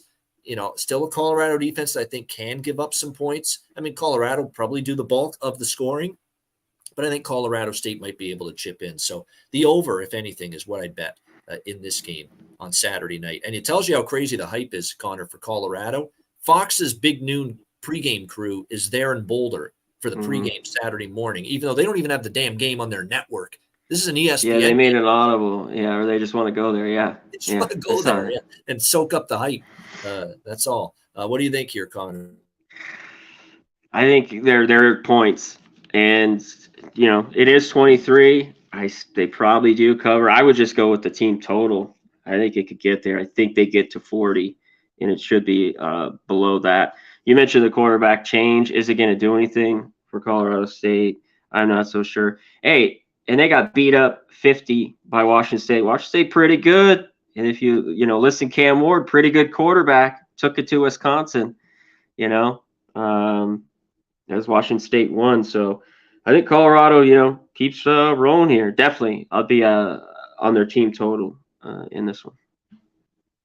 Yeah, I actually got to correct myself on the numbers here for Fowler Nicolosi. I think they were 13 of 20, 65% complete. That's not bad. The numbers were good when he entered that game. So I understand why that. Like Clay Millen looked over. They were getting blown out, but but the numbers were good. You're right. Yeah, definitely. No doubt. All right, 2 games left. We got Kansas, Nevada. Kansas, 28-point road favorites in Reno, 59 the total in this game. Can Kansas do it on the road? That's the only question. And because this offense is legit. Jalen Daniels is an outstanding quarterback. We saw it again last week against Illinois in the 34-23 win. He is just can run, he can throw. They've got a great running back group. Devin Neal leading it, but don't sleep on Daniel Hishaw Jr. either. Again, Jalen Daniels, mobile quarterback, but the passing for Jalen Daniels has gotten a lot better. He's a much more accurate quarterback. Will Nevada be able to handle this? Nevada couldn't stop USC. They were in over their head, but they're going to have their issues probably here against Kansas's offense. Brendan Lewis is the quarterback for Nevada. He used to be with Colorado. When Colorado was bad, I'm not sure how good he's going to be here with Nevada. I haven't been impressed with 2 games against USC and Idaho. Last week against Idaho, the guy has 50% completions, 104 passing yards, 0 touchdowns, 1 interception. Looked like the Brendan Lewis at Colorado all over again. No good. This is exactly what it looked like. Yeah. So, a Kansas team total over. I have some interest in that. Then I don't have to worry about Nevada or what they do. But I do think probably Kansas is going to end up putting up a big number here. I'd prefer the team total over probably as opposed to the -28. What do you think here, Connor? I have to. Until any improvement with Nevada, the defense is just awful, and Lewis is not the answer at quarterback. Idaho play all right football, but to lose 33-6 against them at home, Kansas should go in there and easily hang up, mid-40s in this game, and I even think they probably cover. It's just, I think as long as Daniels is healthy and he looked good, they've just handed off as well. They had over 200 whatever yards against Illinois. How can Nevada stop them in this game? So tough times for the Wolfpack right now. Football. I mean, 33-6 at home as well in Reno to Idaho. There's nothing fraudulent about that win either. Idaho dominated that game, 18-14 first downs, 463 total yards for Idaho compared to 256. Think about that, 463 total yards Idaho, 266 for Nevada. Dominance. There's nothing fluky. Idaho went into Nevada FCS squad 33-6, crushed them. So there's no, I can't trust them. And they got a touchdown early against USC, but they gave up 66. I think they had a later touchdown. I had it pulled up. They had one early and I think one late. Yeah, one very late. I think the backups were in. So, man, I don't know. Usually I like a dog. Yeah, Can't be looking this way. No way. Now, Kansas is on an 0-4 ATS run on the road coming into this game. But Baylor, Texas Tech, Kansas State, Arkansas. We can't compare any of those teams to Nevada. Can't do it. But like I said, rather than the -28, I'll be looking for team total over with Kansas. I think that's the better option in this game. All right, final game, UTEP, Arizona, to wrap it up here for this edition of Hitting the Books. We've got Arizona 17-point home favorites, 56 the total in this game. It's funny, UTEP, we always talk about it, the minors, and I always say when I'm looking to bet this UTEP team, we're always mining for units, mining for profits. We get the axe going. Well, if you're mining for profits, you might as well just you'd enjoy yourself more actually taking that pickaxe and hitting yourself upside the head with it and betting this UTEP team right now. This has been a very disappointing start. I mean, they lose outright in a mistake-prone, turnover-filled game against Jacksonville State, a very winnable game in that Week 0 game that they played on that Saturday in August. And then they, unimpressive against Incarnate Word, 28-14. And then they get absolutely destroyed by Northwestern, 38-7 last week on the road against a Northwestern team that looked pathetic against Rutgers just the week before that. Gavin Artisan, maybe he's just one of these quarterbacks, never going to get any better, and what's happened to this run game? And this offensive line was supposed to be so good for UTEP. All the starters back, be able to run the football. You got Deion Hankins. Deion Hankins, 27 yards rushing on 7 carries last week. Did nothing.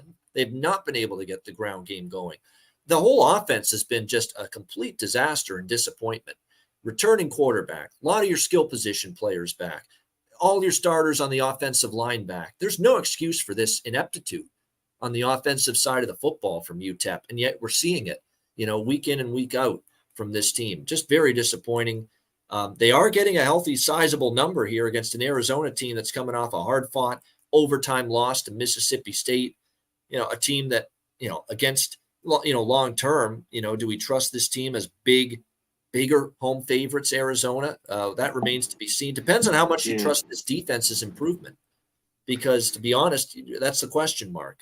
Arizona was horrible on defense last season. I think they're getting better this year. I don't think their performance against Mississippi State was terrible. 307. They actually outgained Mississippi State heavily. It was the turnovers. Yeah, it was all the turnovers. They actually held Mississippi State in check relatively decently. Like Will Rogers only had 162, passing yards in that game. Jaquavius Marks, 123 rushing yards on 24 attempts, but from a yards per carry, that's not terrible. They are getting better, but are they good enough to want to lay this kind of number with them? I can't take UTEP. I mean, UTEP's been that horrendous on offense. And if I think Arizona is even improving defensively just a little bit, might still be able to cover this number at home. Given just, UTEP, we just saw them on the road at Northwestern. Second straight road trip. You go from UTEP to Evanston, Illinois. Now you're going to Tucson, Arizona. You talk about 2 weeks in a row of tough travel with an offense that can't move the football a lick. That's concerning. So I'm not saying I'm betting Arizona, but if I were to pick the lesser of two evils, what do I trust more? Probably Arizona minus the points as opposed to UTEP plus the points. Conor, how do you feel about it? Yeah, you mentioned that scheduling is just horrible for UTEP to start out the year. If it continues, they have to finish drives, and when they've settled for field goals, they've missed half the time. It's just ugly because you mentioned the yards were there against Northwestern. Sucks too. Yeah. It's horrible, but they moved it a little bit. It's Hardison. This guy can't be trusted at all. I mean, now it's 17. The only thing is Arizona should win. It's just, is the defense changed like you talked about? Because when you start laying this number, I always talk about big numbers with a bad defense. I know they're at home. It's just, have we seen the difference? But with UTEP, they haven't shown you anything to say otherwise. So, right now, I don't have anything to bet. I think Arizona wins. It's just a big number, Yeah. Tyron Smith, by the way, he initially transferred out of UTEP, I believe, to go to A&M, the big play receiver on this team. The transfer got voided, nullified. He ends up back at UTEP, and he's thinking, okay, but I want to be back. We should have a hell of an offense. The guy's got 1 touchdown in 3 games, for UTEP. They just can't get him the ball. And it came against Incarnate Word. When they played an FBS team, nothing. 0 touchdowns for Tyron Smith at wide receiver. Yeah, Pac-12 have owned UTEP too. Yeah. Yeah, so now I know. And he was probably thinking, you know what? I'm thrilled to be coming back here. After all, okay, we should have a good offense. And now he sees what this offense is doing right now. He's going to become the Mista lady from the Happy Gilmore movie. Get me out of here. He's going to be starting to say that all over again. I mean, this is just not good for him right now. I mean, to have no touchdowns. And he's a good player, but Hardison isn't getting them and can't get him the ball so far. Yeah, is there, real quick before we go, I mean, if this continues, there needs to be a change. Tyron Smith. Yeah, there might need to be a change, or something. And the schedule's bad. Like maybe they get home down the year. We could look at them. They just can't. I just can't bet them right now. No way. UTEP. No way is right. No way, Jose, with UTEP until I see something better from their offense. Hopefully, you guys saw something better as far as college football previews, analysis, betting breakdowns, you name it. from this show for the last 2+ hours, because that's what we aim to deliver here at Hitting the Books with Conor Mack and yours truly, Ian Cameron. Shout out to everyone in the chat. Hit the like button on the way out if you haven't done so already. I'll be on the Monday Night Football live stream tonight with Jimmy the Bag hosting for Bills Jets. Hopefully it delivers, unlike the Cowboys and Giants did last night. Looking forward to being part of that. I'll be with Jose for Say Hey Plays tomorrow on the Tuesday show. Betting with the Bag later this week on Friday. So busy week ahead for yours truly. Conor Mack, final words from you and what you got going on this week before we say goodbye. Yeah, I'll be on with the Monday night with you tonight. But shout out to the chat. If you haven't hit the like button, there he is, Cheshire Cat. Squirrel Master. Oh, shit. But shout out to everyone. Hit the like. We will see you next week. Jimmy Gomez, my guy. Great to see you. As always, Jeffrey Moore, everyone in here. We're out of here. Till next week. Peace.